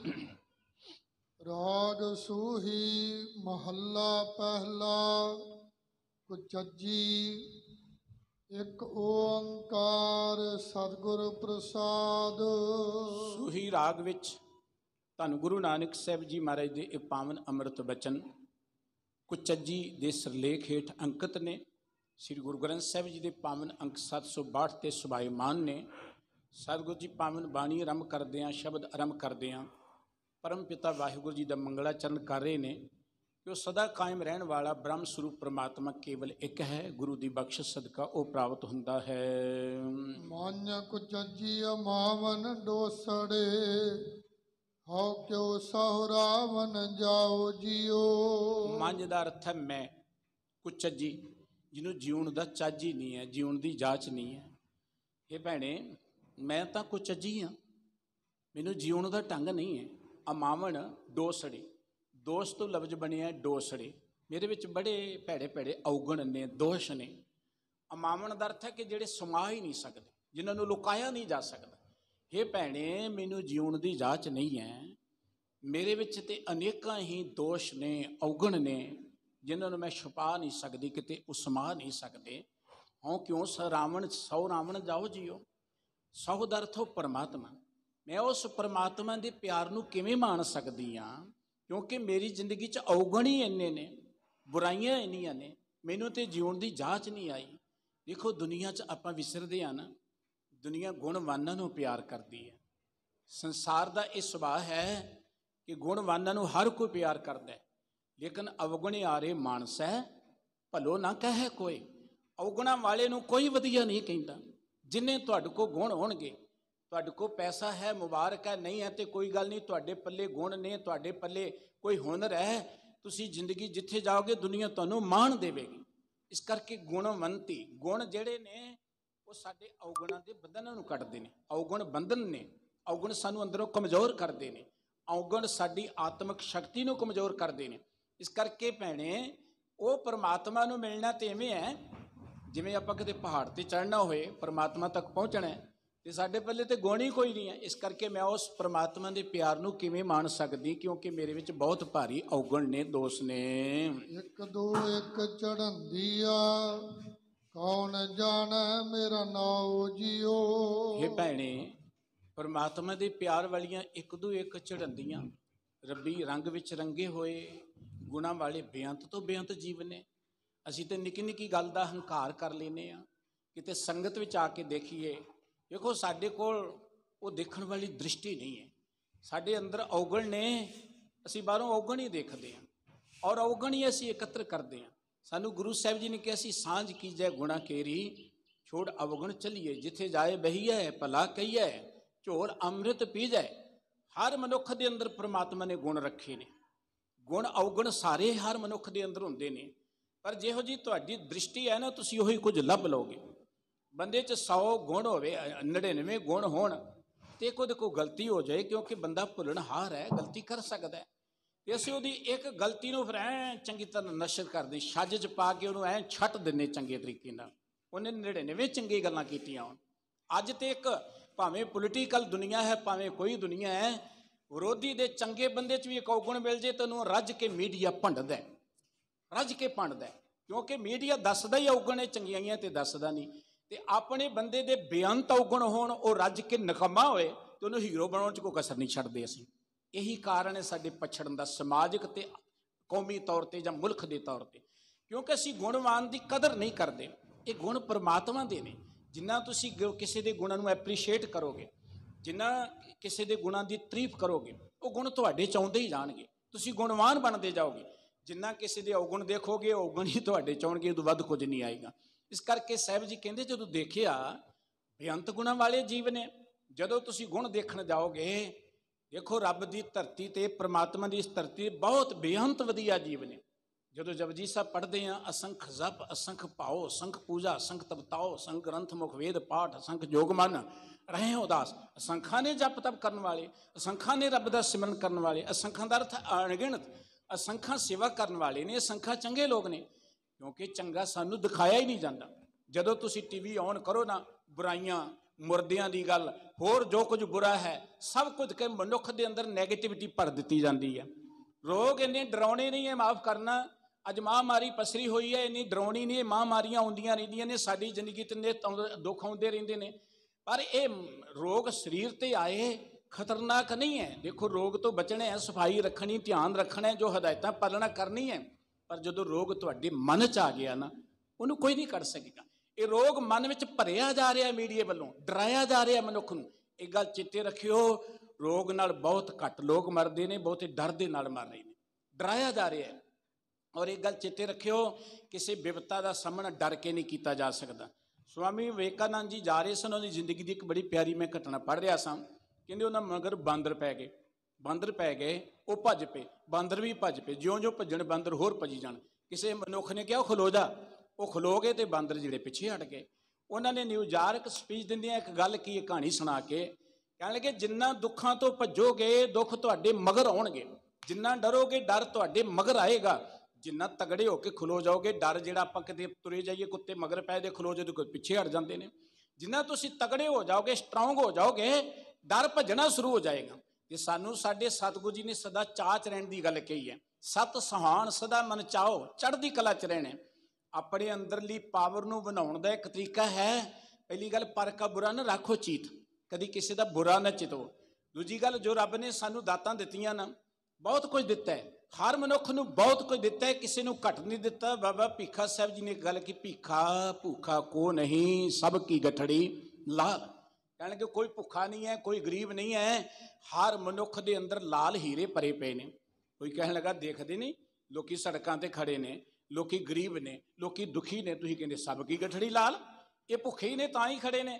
ਕਹਿਣ ਲੱਗੇ, ਦਰਅਸਲ ਇਹਨਾਂ ਦੇ ਭੁੱਖੇ ਹੋਣ ਦਾ ਕਾਰਨ ਕਿ ਗਠੜੀ ਖੋਲਣ ਦੇਖਿਓ, ਇਹ ਵਿੱਚ ਭਇਓ ਬਿਹਾਲ, ਇਹਨੇ ਆਪਣੀ ਗਠੜੀ ਖੋਲ ਕੇ ਨਹੀਂ ਦੇਖੀ ਕਦੀ, ਇਸ ਕਰਕੇ ਇਹ ਗਰੀਬ ਹੈ। ਅਸੀਂ ਦੁਖੀ ਤਾਂ ਕਿ ਕਦੀ ਅਸੀਂ ਆਪਣੇ ਆਪ ਨੂੰ ਖੋਜਿਆ ਨਹੀਂ ਹੈ। ਗੁਰਬਾਣੀ ਕਹਿੰਦੀ ਬੰਦੇ ਖੋਜ ਦਿਲ ਹਰ ਰੋਜ਼ ਨਾ ਫਿਰ ਪਰੇਸ਼ਾਨੀ ਮਾਏ। ਉਹ ਆਪਣੀ ਪੜਚੋਲ ਕਰੋ, ਸਾਡੀ ਵੈਲਿਊ ਕੀ ਹੈ। ਅਸੀਂ ਤੇ ਆਪਣੀ ਵੈਲਿਊ ਇੰਨੀ ਕੁ ਬਣਾ ਲਈ ਹੈ। ਇਲੈਕਸ਼ਨ ਆਈ, ਕਿਸੇ ਕੋ 1000 ਰੁਪਇਆ ਲੈ ਕੇ ਵੋਟ ਪਾਤੀ, ਸਾਡੀ ਵੈਲਿਊ 1000 ਰੁਪਇਆ ਰਹਿ ਗਈ। ਕਿਸ ਨੇ ਸ਼ਰਾਬ ਦੀ ਬੋਤਲ ਲੈ ਕੇ ਵੋਟ ਪਾਤੀ, ਇੱਕ ਬੋਤਲ ਉਹਦੀ ਵੈਲਿਊ ਰਹਿ ਗਈ। ਇਹੀ ਵੈਲਿਊ ਬਣਾ ਲਈ ਨਾ ਮਨੁੱਖ ਨੇ ਆਪਣੀ। ਕਿਸੇ ਨੇ ਆਪਣਾ ਮਾੜਾ ਮੋਟਾ ਕੰਮ ਕਰਾ ਲਿਆ, ਕਿਸੇ ਨੇ ਕੋਟਾ ਲੈ ਲਿਆ MLA ਦਾ, ਇਹਦੇ ਬਦਲੇ ਵੋਟਾਂ ਪਾ ਦਿੱਤੀਆਂ। ਅਸੀਂ ਆਪਣੀ ਵੈਲਿਊ ਨੂੰ ਆਪ ਡੇਗੇ ਹੈ। ਅਸੀਂ ਇਸ ਧਰਤੀ ਦੇ ਮਾਲਕ ਹਾਂ। ਗੁਰਬਾਣੀ ਰਾਹੀਂ ਪ੍ਰਮਾਤਮਾ ਦੇ ਪਿਆਰ ਜੁੜ ਕੇ ਆਪਣੀ ਸਵੈ ਪੜਚੋਲ ਕਰਿਆ ਕਰੋ। ਗੁਰਬਾਣੀ ਕਹਿੰਦੀ ਕਹੋ ਕਬੀਰ ਇਹ ਰਾਮ ਕੀ ਅੰਸ਼, ਮਨ ਤੂੰ ਜੋਤ ਸਰੂਪ ਹੈ ਆਪਣਾ ਮੂਲ ਪਛਾਣ। ਸਾਨੂੰ ਰੱਬ ਨੇ ਬਹੁਤ ਕੁਝ ਦਿੱਤਾ ਹੈ। ਜੇ ਸਦਾ ਚਾਓ 'ਚ ਰਹਿਣਾ, ਅੰਦਰੋਂ ਤਗੜੇ ਰਹਿਣਾ ਤੇ ਕਦੀ ਕਲਮ ਤੇ ਕਾਗਜ਼ ਲੈ ਕੇ ਬੈਠ ਕੇ ਸੋਚਿਆ ਕਰੋ ਅੱਜ ਤੱਕ ਰੱਬ ਨੇ ਕਿੰਨਾ ਕੁਝ ਤੁਹਾਨੂੰ ਦਿੱਤਾ ਹੈ। ਬਚਪਨ ਤੋਂ ਲੈ ਕੇ ਗਿਣੋ ਕਿੰਨੀਆਂ ਦਾਤਾਂ ਦਿੱਤੀਆਂ ਨੇ, ਉਹਨਾਂ ਦੀ ਕੀਮਤ ਪਾਓ, ਤੁਸੀਂ ਪਾ ਨਹੀਂ ਸਕਦੇ। ਸਵਾਸਾਂ ਦੀ ਕੀਮਤ ਨਹੀਂ ਹੈ, ਪਰਿਵਾਰ ਦੀ ਕੀਮਤ ਨਹੀਂ ਹੈ, ਤੰਦਰੁਸਤੀ ਦੀ ਕੀਮਤ ਨਹੀਂ ਹੈ। ਜੋ ਕੁਝ ਪ੍ਰਮਾਤਮਾ ਨੇ ਦਿੱਤਾ ਹੈ ਅਮੋਲ ਵੀ ਹੈ ਤੇ ਅਨੰਤ ਵੀ ਹੈ। ਜਦੋਂ ਤੁਸੀਂ ਪ੍ਰਮਾਤਮਾ ਦੀਆਂ ਦਿੱਤੀਆਂ ਉਹਨਾਂ ਦਾਤਾਂ ਵੱਲ ਨਜ਼ਰ ਮਾਰੋਗੇ, ਤੁਸੀਂ ਆਪਣੇ ਆਪ ਨੂੰ ਸਾਰੀ ਦੁਨੀਆ ਤੋਂ ਜ਼ਿਆਦਾ ਅਮੀਰ ਸਮਝੋਗੇ। ਜੇ ਜ਼ਿੰਦਗੀ 'ਚ ਚਾਓ 'ਚ ਰਹਿਣਾ ਤੇ ਘਰ ਬੈਠੇ ਸੋਚਿਆ ਕਰੋ, ਲੱਖਾਂ ਨਹੀਂ ਕਰੋੜਾਂ ਲੋਕਾਂ ਕੋਲ ਘਰ ਨਹੀਂ, ਸਾਨੂੰ ਤੇ ਵਾਹਿਗੁਰੂ ਜੀ ਨੇ ਸੋਹਣਾ ਘਰ ਦਿੱਤਾ ਹੈ, ਅੰਦਰ ਚਾਓ ਆ ਜਾਏਗਾ। ਰੋਟੀ ਖਾਣ ਲੱਗਿਆਂ ਸੋਚਿਆ ਕਰੋ, ਬਹੁਤ ਸਾਰੇ ਲੋਕ ਸੜਕਾਂ ਤੇ ਮੰਗਦੇ ਫਿਰਦੇ, ਸਾਨੂੰ ਤੇ ਘਰ 'ਚ 2 ਟਾਈਮ ਇਹੋ ਜਿਹੇ ਔਖੇ ਵੇਲੇ ਵੀ ਰੋਟੀ ਮਿਲ ਰਹੀ ਹੈ, ਅੰਦਰ ਚਾਓ ਆ ਜਾਏਗਾ। ਜੇ ਪ੍ਰਸਾਦ ਸ਼ਕਤੀ ਅੰਮ੍ਰਿਤ ਖਾਏ ਤੇ ਠਾਕੁਰ ਕੋ ਰਖ ਮਨ ਮਾਹੇ। ਸਤਿਗੁਰੂ ਜੀ ਕਹਿੰਦੇ ਜਿਸ ਵਾਹਿਗੁਰੂ ਜੀ ਦੀ ਕਿਰਪਾ ਸਦਕਾ ਇੰਨੇ ਸੋਹਣੇ ਭੋਜਨ ਖਾਣਾ, ਉਹਨੂੰ ਚੇਤੇ ਕਰ ਲਿਆ ਕਰ। ਅੰਦਰੋਂ ਚਾਓ 'ਚ ਰਹੋਗੇ ਤੇ ਤੁਸੀਂ ਸਦਾ ਹੀ ਮਜ਼ਬੂਤ ਰਹੋਗੇ। ਫਿਰ ਦੁੱਖ ਆਪਣੇ ਆਪ ਤੁਹਾਡੇ ਤੋਂ ਭੱਜਣੇ ਸ਼ੁਰੂ ਹੋ ਜਾਣਗੇ। ਪਰ ਜੇ ਦੁੱਖਾਂ ਤੋਂ ਭੱਜੋਗੇ, ਡਰੋਗੇ, ਦੁੱਖ ਫਿਰ ਤੁਹਾਡੇ ਤੇ ਭਾਰੂ ਹੋ ਜਾਣਗੇ। ਸਤਿਗੁਰੂ ਸਾਹਿਬ ਜੀ ਮਹਾਰਾਜ ਕਹਿੰਦੇ ਨੇ ਕਿ ਜਦੋਂ ਦੇਖਿਆ ਅਸੰਖਾਂ ਹੀ ਚੰਗੇ ਲੋਕ ਨੇ, ਇੱਕ ਤੋਂ ਇੱਕ ਚੜ੍ਹਦੀਆਂ। ਮੈਂ ਬੇਨਤੀ ਕਰ ਰਿਹਾ, ਇਹ ਧਰਤੀ ਜੇ ਚੱਲ ਰਹੀ ਹੈ ਚੰਗੇ ਲੋਕਾਂ ਕਰਕੇ ਚੱਲ ਰਹੀ ਹੈ। ਮਤਾਂ ਸੋਚਣਾ ਕੋਈ ਗੌਰਮੈਂਟ ਇਸ ਮੁਲਕ ਨੂੰ ਚਲਾ ਰਹੀ ਹੈ। ਗੌਰਮੈਂਟਾਂ ਤਾਂ ਤੁਸੀਂ ਦੇਖ ਲਿਆ ਹਾਲਾਤ ਕੀ ਨੇ, ਕਿੰਨਾ ਕੁ ਸਾਡੀ ਸਾਰ ਲੈਂਦੀਆਂ ਨੇ ਗੌਰਮੈਂਟਾਂ। ਗੌਰਮੈਂਟ ਨਹੀਂ, ਇਹ ਮੁਲਕ ਜਾਂ ਇਹ ਸਮਾਜ, ਇਹ ਕੌਮ ਜਾਂ ਜੋ ਵੀ ਇਹ ਮਨੁੱਖੀ ਸਭਿਅਤਾ ਹੈ, ਇਹ ਚੱਲਦੀ ਹੈ ਧਰਮੀ ਲੋਕਾਂ ਕਰਕੇ, ਨੇਕ ਇਨਸਾਨਾਂ ਕਰਕੇ, ਜਿਹੜੇ ਦੁੱਖਾਂ ਵੇਲੇ ਵੀ ਮਨੁੱਖਤਾ ਦੀ ਬਾਂਹ ਫੜਦੇ ਨੇ। ਉਹ ਸਾਹਮਣੇ ਨਹੀਂ ਆਉਂਦੇ। ਅਸੰਖਾਂ ਬੇਅੰਤ ਇਹੋ ਜਿਹੇ ਲੋਕ ਨੇ। ਸਤਿਗੁਰੂ ਜੀ ਕਹਿੰਦੇ ਜਦੋਂ ਮੈਂ ਦੇਖਿਆ ਇੱਕ ਤੋਂ ਇੱਕ ਚੜ੍ਹਾਉਂਦੀਆਂ, ਕੌਣ ਜਾਣੇ ਮੇਰਾ ਨਾਮ ਜਿਓ। ਮੈਂ ਤੇ ਥੋੜੀ ਜਿਹੀ ਗੁਰਦੁਆਰੇ ਸੇਵਾ ਕਰਕੇ ਕਹਿੰਦਾ ਉੱਥੇ ਪੱਥਰ ਲਗਾ ਦਿਓ ਜੀ ਮੇਰਾ। ਪੱਥਰ ਗੁਰਦੁਆਰਿਆਂ 'ਚ ਕਿ ਮੜੀਆਂ 'ਚ ਲੋਕਾਂ ਨੇ ਉੱਥੇ ਨਾਂ ਲਿਖਾਉਣੇ ਸ਼ੁਰੂ ਕਰਤੇ। ਇਹੋ ਜਿਹੇ ਵੀ ਦਾਨੀ ਨੇ, ਮੜੀਆਂ 'ਚ ਨਾਂ ਲਿਖੇ ਹੋਏ ਨੇ। ਅਸੀਂ ਤੇ ਇੱਥੇ ਕੁਝ ਅੜੇ ਹੋਏ ਹਾਂ। ਪਰ ਜਦੋਂ ਤੁਸੀਂ ਦੇਖੋਗੇ ਬੇਅੰਤ ਵਧੀਆ ਤੋਂ ਵਧੀਆ ਇਨਸਾਨ ਧਰਤੀ ਤੇ ਨੇ। ਸਾਡਾ ਤੇ ਨਾਂ ਹੀ ਕੋਈ ਨਹੀਂ। ਸਾਹਿਬ ਕਹਿੰਦੇ ਇੱਕ ਤੋਂ ਇੱਕ ਚੱਲਣਦੀਆਂ, ਇੱਕ ਤੋਂ ਇੱਕ ਪਰੇ ਨੇ ਰੱਬ ਦੇ ਪਿਆਰ ਜੁੜੇ, ਪਰਉਪਕਾਰੀ ਜੁੜੇ। ਭਾਈ ਮੇਰਾ ਇੱਥੇ ਨਾਂ ਕੌਣ ਜਾਣਦਾ, ਮੈਂ ਰੱਬ ਤੱਕ ਕਿਵੇਂ ਪਹੁੰਚ ਬਣਾ ਸਕਦਾ ਹਾਂ।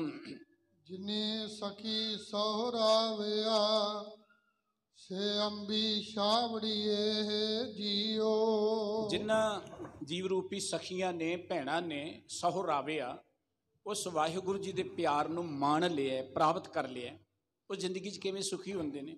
ਦੇਖੋ ਉਸ ਸੁੱਖ ਨੂੰ ਬਿਆਨ ਨਹੀਂ ਕੀਤਾ ਜਾ ਸਕਦਾ, ਲੇਕਿਨ ਉਸ ਸੁੱਖ ਨੂੰ ਬਿਆਨ ਕਰਨ ਦੇ ਲਈ ਅਸੀਂ ਦੁਨਿਆਵੀ ਉਦਾਹਰਨਾਂ ਦੇਵੇਂਗਾ ਨਾ। ਜਿਵੇਂ ਕਹਿੰਦੇ ਗੂੰਗੇ ਕੀ ਮਠਿਆਈ, ਗੂੰਗਾ ਗੁੜ ਖਾ ਲੇ ਤੇ ਉਹਨੂੰ ਆਨੰਦ ਆਉਂਦਾ ਸੀ, ਗੁੜ ਦੀ ਉਦਾਹਰਨ ਦੇ ਦਿੱਤੀ। ਸਤਿਗੁਰੂ ਜੀ ਨੇ ਬੜੀ ਪਿਆਰੀ ਉਦਾਹਰਨ ਦਿੱਤੀ ਹੈ। ਗਰਮੀਆਂ ਦੇ ਦਿਨ ਹੋਣ, ਜ਼ਿਮੀਂਦਾਰ ਕਿਤੇ ਕੰਮ ਕਰਦਾ ਜਾਂ ਅਸੀਂ ਕਿਤੇ ਸਫ਼ਰ 'ਚ ਤੁਰੇ ਆ ਰਹੇ ਹਾਂ, ਧੁੱਪ ਦੇ ਵਿੱਚ ਤੁਰੇ ਆ ਰਹੇ ਹਾਂ, ਅੱਗੇ ਅੰਬ ਹੋਏ, ਦੁਪਹਿਰ ਵੇਲੇ ਅੰਬ ਦੀ ਛਾਂ ਹੇਠ ਬੈਠੋ ਨਾ।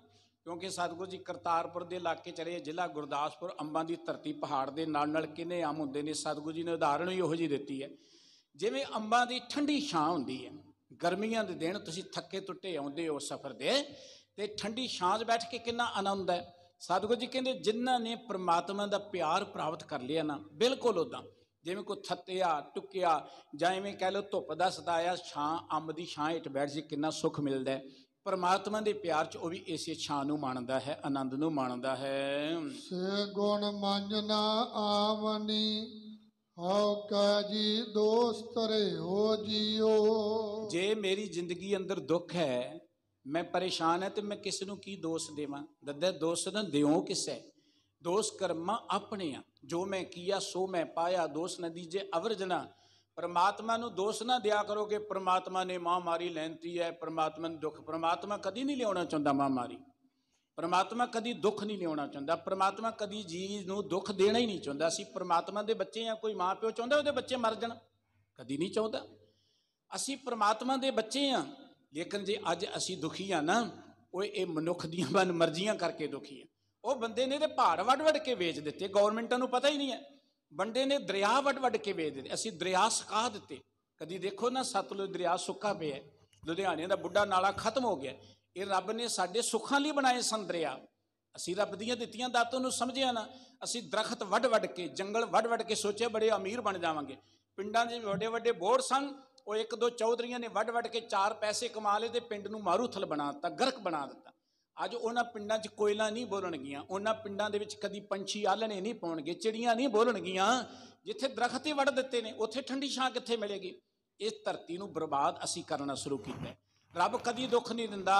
ਇੱਕ ਵਿਦਵਾਨ ਨੇ ਬੜੀ ਸੋਹਣੀ ਗੱਲ ਲਿਖੀ ਹੈ ਕਿ ਲੋਕੀ ਭੁਚਾਲ ਨਾਲ ਨਹੀਂ ਮਰਦੇ। ਭੁਚਾਲ ਨਾਲ ਮੱਛੀਆਂ ਕਿਉਂ ਨਹੀਂ ਮਰਦੀਆਂ? ਭੁਚਾਲ ਨਾਲ ਪੰਛੀ ਕਿਉਂ ਨਹੀਂ ਮਰਦੇ?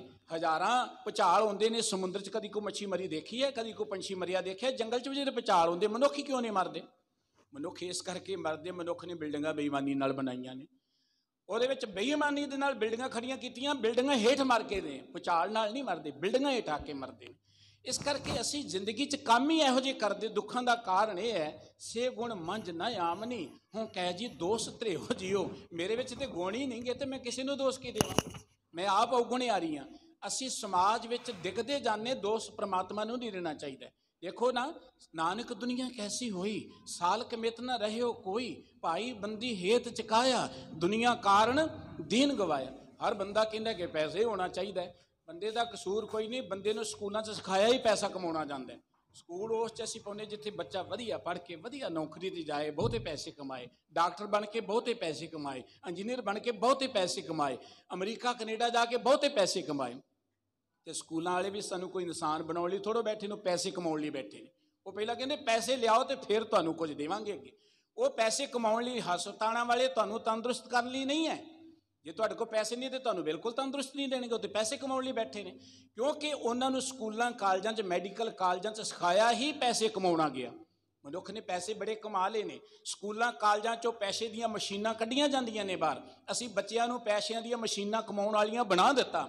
ਹੁਣ ਪੈਸੇ ਕਮਾਉਣ ਵਾਲੀਆਂ ਮਸ਼ੀਨਾਂ ਨੇ ਤੁਹਾਡੇ ਗੋਡੇ ਨਹੀਂ ਘੁੱਟਣੇ, ਉਹਨਾਂ ਨੇ ਤੁਹਾਨੂੰ ਪੱਖਾ ਨਹੀਂ ਚੱਲਣਾ, ਉਹਨਾਂ ਨੇ ਤੁਹਾਨੂੰ ਰੋਟੀ ਨਹੀਂ ਦੇਣੀ, ਕਿਉਂਕਿ ਤੁਸੀਂ ਬਣਾਇਆ ਉਹਨੂੰ ਪੈਸੇ ਕਮਾਉਣ ਵਾਲੀਆਂ ਮਸ਼ੀਨਾਂ। ਧਰਤੀ ਤੇ ਡਾਕਟਰਾਂ ਦੀ ਲੋੜ ਹੈ, ਕੋਈ ਸ਼ੱਕ ਨਹੀਂ ਹੈ। ਧਰਤੀ ਤੇ ਇੰਜੀਨੀਅਰਾਂ ਦੀ ਲੋੜ ਹੈ, ਧਰਤੀ ਤੇ ਇਨਸਾਨਾਂ ਦੀ ਲੋੜ ਹੈ, ਜਿਹੜੇ ਧਰਤੀ ਨੂੰ ਬਚਾ ਸਕਣ। ਮਨੁੱਖਾਂ ਦੀ ਲੋੜ ਹੈ।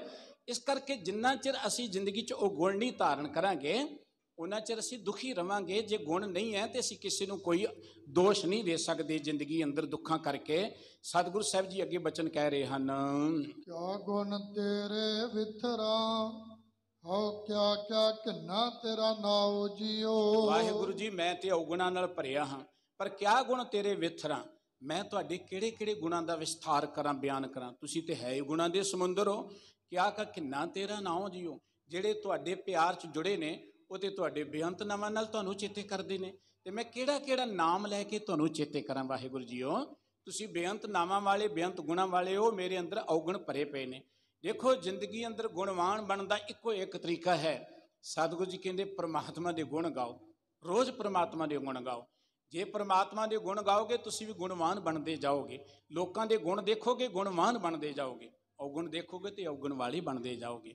ਪ੍ਰਮਾਤਮਾ ਦੇ ਗੁਣ ਗਾਓਗੇ, ਤੁਹਾਡੇ ਅੰਦਰੋਂ ਮੈਲ ਮਿਟਦੀ ਜਾਏਗੀ। ਗੁਣ ਗਾਵਤ ਤੇਰੀ ਉਤਰ ਸਮੈਲ। ਅਸੀਂ ਆਏ ਸਾਂ ਪ੍ਰਮਾਤਮਾ ਦੇ ਗੁਣ ਗਾਉਣ ਦੇ ਲਈ।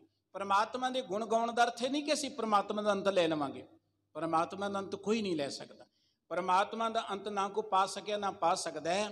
ਪ੍ਰਮਾਤਮਾ ਦੇ ਗੁਣ ਇਸ ਕਰਕੇ ਗਾਉਣੇ ਕਿ ਅਸੀਂ ਵੀ ਗੁਣਵਾਨ ਬਣ ਜਾਈਏ। ਵਾਹਿਗੁਰੂ ਜੀ, ਮੈਂ ਤੁਹਾਡੇ ਕਿਹੜੇ ਕਿਹੜੇ ਗੁਣ ਬਿਆਨ ਕਰਾਂ ਜਿਹੜੇ ਤੁਹਾਡੇ ਪਿਆਰ ਜੁੜੇ ਤੇ ਬੇਅੰਤ ਤੁਹਾਡੇ ਗੁਣ ਗਾਇਨ ਕਰਦੇ ਹਨ।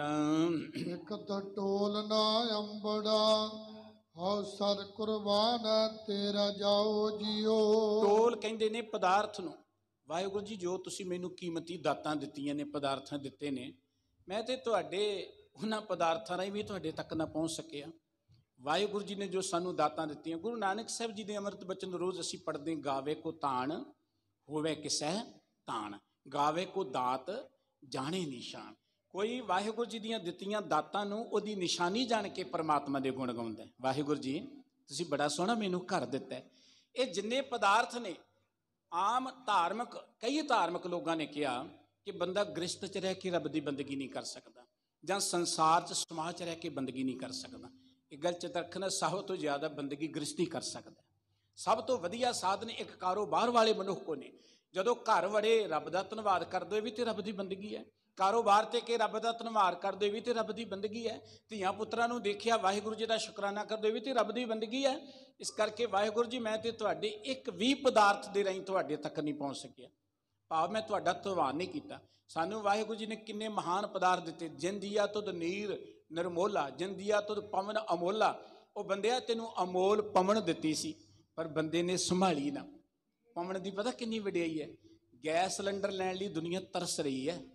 ਬਲੈਕ 'ਚ ਵੇਚਣੇ ਸ਼ੁਰੂ ਕਰ ਦਿੱਤੇ ਬੰਦੇ ਨੇ, ਸਾਹ ਵੀ ਬਲੈਕ 'ਚ ਵੇਚਣੇ। ਬੰਦਾ ਇੰਨਾ ਭ੍ਰਿਸ਼ਟ ਹੋ ਗਿਆ ਕਿ ਬਲੈਕ ਵਿੱਚ ਆਕਸੀਜਨ ਵੇਚਣੀ ਸ਼ੁਰੂ ਕਰ, ਜਿਹੜੀ ਰੱਬ ਨੇ ਮੋਹ ਦਿੱਤੀ ਸੀ। ਉਹ ਇੱਕ ਸਿਲੰਡਰ ਲੈਨੇ ਆ, ਕਿਤੇ ਇੱਕ ਦਰਖਤ ਲਾ ਲਓ ਇਸੇ ਚਾਚ, ਇੱਕ ਦਰਖਤ ਲਾ ਲਓਗੇ ਤੇ ਕਿੰਨੇ ਸਿਲੰਡਰਾਂ ਦੀ ਆਕਸੀਜਨ ਸਾਨੂੰ ਮਿਲੇਗੀ। ਇੱਕ ਬਜ਼ੁਰਗ ਦੀ ਗੱਲ ਪੜ੍ਹ ਰਿਹਾ ਸਾਂ।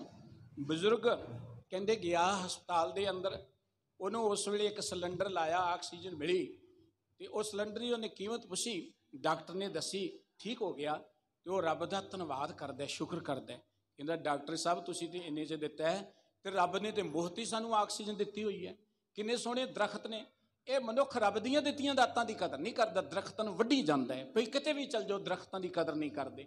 ਸਤਿਗੁਰੂ ਸਾਹਿਬ ਜੀ ਕਹਿੰਦੇ ਮੈਂ ਤੁਹਾਡੇ ਇੱਕ ਵੀ ਪਦਾਰਥ ਦੇ ਰਾਹੀਂ ਤੁਹਾਡੇ ਤੱਕ ਨਹੀਂ ਪਹੁੰਚ ਸਕਿਆ। ਜੇ ਰੱਬ ਤੱਕ ਪਹੁੰਚਣਾ ਹੋਏ, ਜ਼ਰੂਰੀ ਨਹੀਂ ਕਿ ਧਰਮ ਸਥਾਨ ਤੇ ਨਹੀਂ ਪਹੁੰਚਿਆ ਜਾਂਦਾ। ਧਰਮ ਸਥਾਨ ਤੇ ਧਰਮ ਦੀ ਸੋਝੀ ਪ੍ਰਾਪਤ ਕਰਨੀ, ਗਿਆਨ ਪ੍ਰਾਪਤ ਕਰਨਾ, ਜੀਵਨ ਜਾਂਚ ਸਿੱਖਣੀ ਹੈ। ਰੱਬ ਤੱਕ ਪਹੁੰਚਣ ਲਈ ਤੇ ਤੁਸੀਂ ਕਿੱਥੇ ਜਿੱਥੇ ਬੈਠੋਗੇ ਉੱਥੋਂ ਪਹੁੰਚ ਸਕਦੇ ਹੋ। ਤੁਹਾਨੂੰ ਹਰ ਥਾਂ ਤੋਂ ਰੱਬ ਨਜ਼ਰ ਆ ਜਾਏਗਾ। ਰੱਬ ਦੀਆਂ ਦਿੱਤੀਆਂ ਦਾਤਾਂ ਦਾ ਸ਼ੁਕਰਾਨਾ ਕਰੋ, ਰੱਬ ਨਾਲ ਜੁੜਨ ਦਾ ਇੱਕ ਸਾਧਨ ਬਣ ਜਾਂਦਾ ਹੈ। ਪਰ ਵਾਹਿਗੁਰੂ ਜੀ, ਮੈਂ ਤੇ ਤੁਹਾਡੇ ਇੱਕ ਵੀ ਪਦਾਰਥ ਦੇ ਰਾਹੀਂ ਤੁਹਾਡੇ ਤੱਕ ਮੈਂ ਨਹੀਂ ਪਹੁੰਚ ਸਕਿਆ।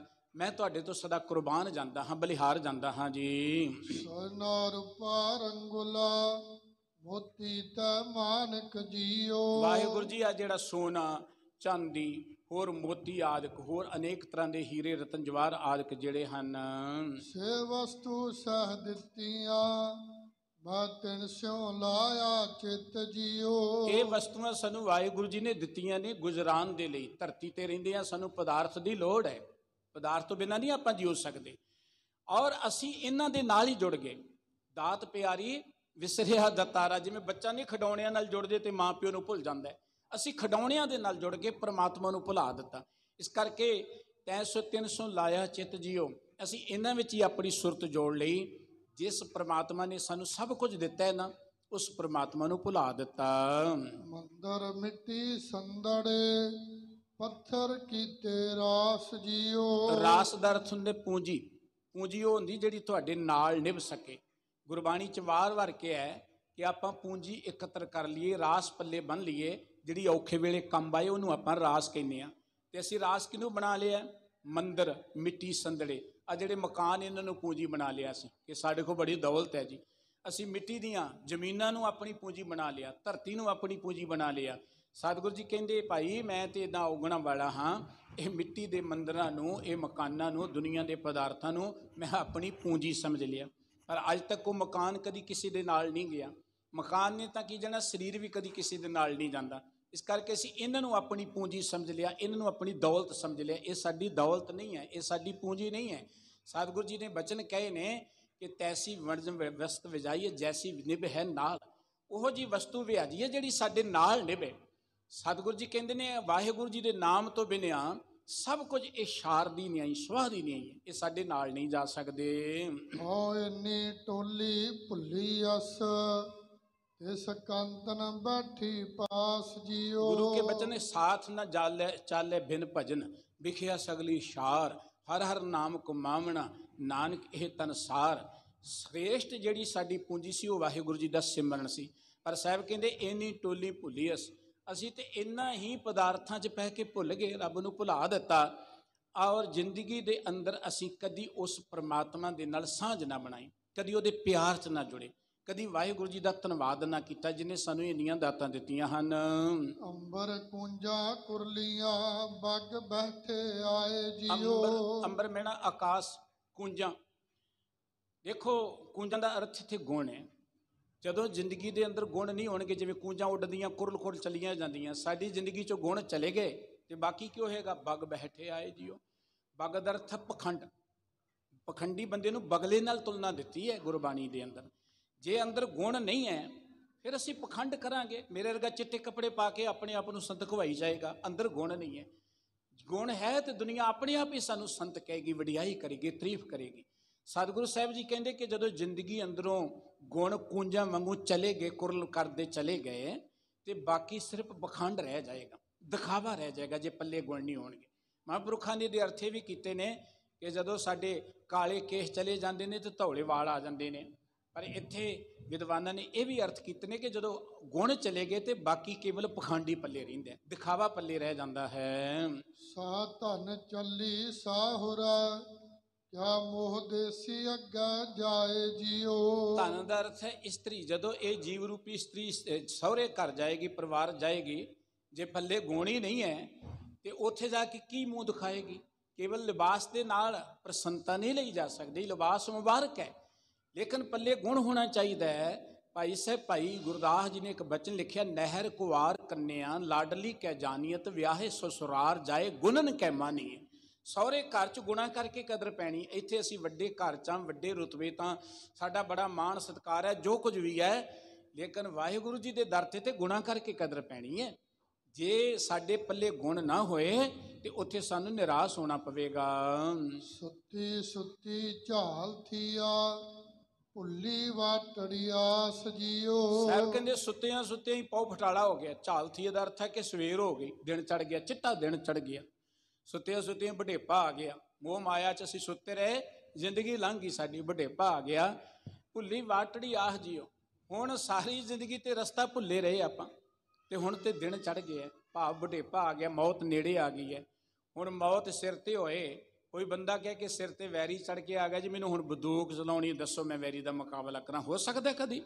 ਘਰ ਨੂੰ ਅੱਗ ਲੱਗ ਗਈ, ਅੱਗ ਕਹੋ ਜੀ ਖੂਹ ਪੇੜ ਦਿਓ, ਮੈਂ ਤੇ ਅੱਗ ਬੁਝਾਉਣੀ ਹੈ, ਖੂਹ ਪੁੱਟਿਆ ਜਾ ਸਕਦਾ? ਅਕਾਰਤ ਹੈ। ਹੁਣ ਸਿਰ ਤੇ ਜਮਦੂਤ ਖੜੇ ਹੋਣ, ਕਹੋ ਜੀ ਕੋਲ ਜੇ ਹੋ ਕੇ ਸੁਖਮਨੀ ਸਾਹਿਬ ਪੜ੍ਹੋ ਜਰਾ, ਇਹਦਾ ਡਰ ਦੂਰ ਹੋਏ। ਉਦੋਂ ਕਿਵੇਂ ਦੂਰ ਹੋਏਗਾ? ਸਾਰੀ ਜ਼ਿੰਦਗੀ ਤਾਂ ਬਾਣੀ ਸੁਣੀ ਨਹੀਂ, ਸਾਰੀ ਜ਼ਿੰਦਗੀ ਤੇ ਸੱਚ ਦੀ ਗੱਲ ਸੁਣੀ ਨਹੀਂ, ਪਾਪ ਕਮਾਉਂਦਾ ਰਿਹਾ। ਤੇ ਮਰਨ ਵੇਲੇ ਤੁਸੀਂ ਜਿੰਨਾ ਮਰਜ਼ੀ ਨੇੜੇ ਹੋ ਕੇ ਕਰ ਲਓ, ਮੁਬਾਰਕ ਹੈ ਪਾਠ ਕਰਨਾ ਉਸ ਵੇਲੇ, ਪਰ ਭਾਈ ਉਦੋਂ ਗੱਲ ਨਹੀਂ ਬਣਨੀ, ਉਹ ਤੇ ਪਹਿਲਾਂ ਗੁਰਬਾਣੀ ਨਾਲ ਜੁੜਨਾ ਪਏਗਾ। ਇਸ ਕਰਕੇ ਸਤਿਗੁਰੂ ਜੀ ਕਹਿੰਦੇ ਸੁੱਤਿਆਂ ਸੁੱਤਿਆਂ ਰਾਤ ਲੰਘ ਗਈ, ਚਿੱਟਾ ਦਿਨ ਭਾਵ ਮੌਤ ਆ ਗਈ ਸਿਰ ਤੇ। ਹੁਣ ਸਾਰੀ ਜ਼ਿੰਦਗੀ ਰਸਤਾ ਹੀ ਭੁੱਲੇ ਰਹੇ ਅਸੀਂ। ਤਸਹ ਨਾਲੋਂ ਮੁੱਤੀ ਅਸ, ਦੁੱਖਾਂ ਕੋ ਧਰਿਆ ਸਜੀਓ। ਉਸ ਵਾਹਿਗੁਰੂ ਜੀ ਦੇ ਨਾਲੋਂ, ਪ੍ਰਭੂ ਨਾਲੋਂ ਤੇ ਅਸੀਂ ਟੁੱਟੇ ਹੀ ਰਹੇ, ਵਿਛੜੇ ਰਹੇ, ਕਿ ਹੁਣ ਜ਼ਿੰਦਗੀ ਅੰਦਰ ਦੁੱਖ ਹੀ ਸਾਡੀ ਜ਼ਿੰਦਗੀ ਅੰਦਰ ਪੱਲੇ ਪਏ ਹਨ। ਤੁਧ ਗੁਣ ਮੈਂ ਸਭ ਅਵਗਨਾ, ਇਕ ਨਾਨਕ ਕੀ ਅਰਦਾਸ ਜੀਓ। ਇਹ ਵਾਹਿਗੁਰੂ ਜੀਓ, ਮੇਰੀ ਆਪ ਜੀ ਦੇ ਚਰਨਾਂ 'ਚ ਨਾਨਕ ਦੀ ਇੱਕ ਅਰਦਾਸ ਹੈ ਕਿ ਤੁਹਾਡੇ ਕੋਲ ਗੁਣ ਹੀ ਗੁਣ ਨੇ, ਪਰ ਮੈਂ ਔਗਣਾਂ ਦੇ ਨਾਲ ਭਰਿਆ ਪਿਆ ਹਾਂ। ਸਭ ਰਾਤੀ ਸੁਹਾਗਣੀ, ਮੈਂ ਦੁਹਾਗਣ ਕਾਈ ਰਾਤ ਜੀਓ। ਇਹ ਵਾਹਿਗੁਰੂ ਜੀ, ਜੋ ਸੁਹਾਗਣੀਆਂ ਨੇ ਉਹ ਤੁਹਾਡੇ ਪਿਆਰ 'ਚ ਰੰਗੀਆਂ ਹੋਈਆਂ ਨੇ, ਉਹਨਾਂ ਨੇ ਤੁਹਾਡੇ ਪਿਆਰ ਨੂੰ ਮਾਣਿਆ, ਉਹਨਾਂ ਦੀਆਂ ਰਾਤਾਂ ਸੁਹੇਲੀਆਂ ਹੋ ਜਾਂਦੀਆਂ ਨੇ, ਪਰ ਮੈਂ ਦੁਹਾਗਣ ਖਾਈ ਰਾਤ ਜੀਓ। ਤੇ ਮੇਰੀ ਦੁਹਾਗਣ ਦੀ ਕਾਹਦੀ ਰਾਤ ਹੈ? ਦੁੱਖਾਂ 'ਚ ਰੋਂਦਿਆਂ ਕਰਲਾਉਂਦਿਆਂ ਰਾਤ ਕੱਢਣੀ ਉਹ ਕੋਈ ਜ਼ਿੰਦਗੀ ਨਹੀਂ ਹੈ। ਸਤਿਗੁਰੂ ਜੀ ਨੇ ਗੱਲ ਕੁਛ ਚੱਜੀ ਦੀ ਕਰਕੇ, ਜਿਸ ਕਰਕੇ ਅਸੀਂ ਦੁਖੀ, ਸਾਡਾ ਉਧਰ ਧਿਆਨ ਦਿਵਾਇਆ ਕਿ ਅਸੀਂ ਔਗਣਾਂ ਨਾਲ ਜੁੜੇ ਹਾਂ। ਗੁਣ ਗ੍ਰਹਿਣ ਕਰਨ ਦਾ ਤਰੀਕਾ ਹੈ ਕਿ ਰੱਬ ਨੇ ਜੋ ਦਾਤਾਂ ਦਿੱਤੀਆਂ ਨੇ, ਉਹਨਾਂ ਦਾਤਾਂ ਨੂੰ ਦੇਖਦਿਆਂ ਰੱਬ ਦਾ ਸ਼ੁਕਰਾਨਾ ਕਰੀਏ। ਜਿਉਂ-ਜਿਉਂ ਵਾਹਿਗੁਰੂ ਜੀ ਦਾ ਸ਼ੁਕਰਾਨਾ ਕਰਾਂਗੇ, ਉੱਧਰੋਂ ਅਸੀਂ ਮਹਾਨ ਬਣਾਂਗੇ, ਮਜ਼ਬੂਤ ਬਣਾਂਗੇ। ਗੁਰੂ ਚਰਨਾਂ 'ਚ ਅਰਦਾਸ ਕਰਨੀ, ਸਤਿਗੁਰੂ ਜੀ ਕਿਰਪਾ ਕਰਨੀ, ਇਹ ਬਚਨ ਸਾਡੇ ਹਿਰਦੇ 'ਚ ਵਸਣ ਜੀ। ਭੁੱਲਾਂ ਚੁੱਕਾਂ ਦੀ ਖਿਮਾ। ਧੰਨ ਸ਼੍ਰੀ ਗੁਰੂ ਗ੍ਰੰਥ ਸਾਹਿਬ ਜੀ ਦਾ ਕੋਟਾਨ ਕੋਟ ਧੰਨਵਾਦ। ਗੁਰੂ ਰੂਪ ਸਾਧ ਸੰਗਤ ਦਾ, ਸਮੁੱਚੀ ਸ਼੍ਰੋਮਣੀ ਗੁਰਦੁਆਰਾ ਪ੍ਰਬੰਧਕ ਕਮੇਟੀ ਦਾ, ਮਾਨਯੋਗ ਸਿੰਘ ਸਾਹਿਬ ਜੀ ਦਾ ਧੰਨਵਾਦ। ਹੋਈਆਂ ਪੁੰਨਾਂ ਦੀ ਖਿਮਾ ਬਖਸ਼ ਦੇਣੀ। ਮਾਨਯੋਗ ਭਾਈ ਸਾਹਿਬ ਜੀ ਆਖਰੀ ਬਚਨ ਕਹਿ ਰਹੇ ਨੇ, ਸਰਵਣ ਕਰੋ ਜੀ। ਤੁਧ ਗੁਣ ਮੈਂ ਸਭ ਅਵਗਨਾ, ਇਕ ਨਾਨਕ ਕੀ ਅਰਦਾਸ ਜੀਓ। ਸਭ ਰਾਤੀ ਸੁਹਾਗਣੀ, ਮੈਂ ਦੁਹਾਗਣ ਕਾਈ ਰਾਤ ਜੀਓ। ਵਾਹਿਗੁਰੂ ਜੀ ਕਾ ਖਾਲਸਾ, ਵਾਹਿਗੁਰੂ ਜੀ ਖਾਲਸਾ ਜੀ। ਚੈਨਲ ਨੂੰ ਸਬਸਕ੍ਰਾਈਬ ਕਰਨ ਤੋਂ ਬਾਅਦ 'ਚ ਆਲ ਨੋਟੀਫਿਕੇਸ਼ਨ ਨੂੰ ਜ਼ਰੂਰ ਔਨ ਕਰੋ, ਤਾਂ ਕਿ ਸਾਡੀ ਕਥਾ ਕੀਰਤਨ ਦੀ ਹਰ ਵੀਡੀਓ ਤੁਹਾਡੇ ਤੱਕ ਪਹੁੰਚਦੀ ਰਹੇ। ਅਤੇ ਵੀਡੀਓ ਨੂੰ ਲਾਈਕ ਕਰਨਾ ਨਾ ਭੁੱਲਣਾ ਜੀ।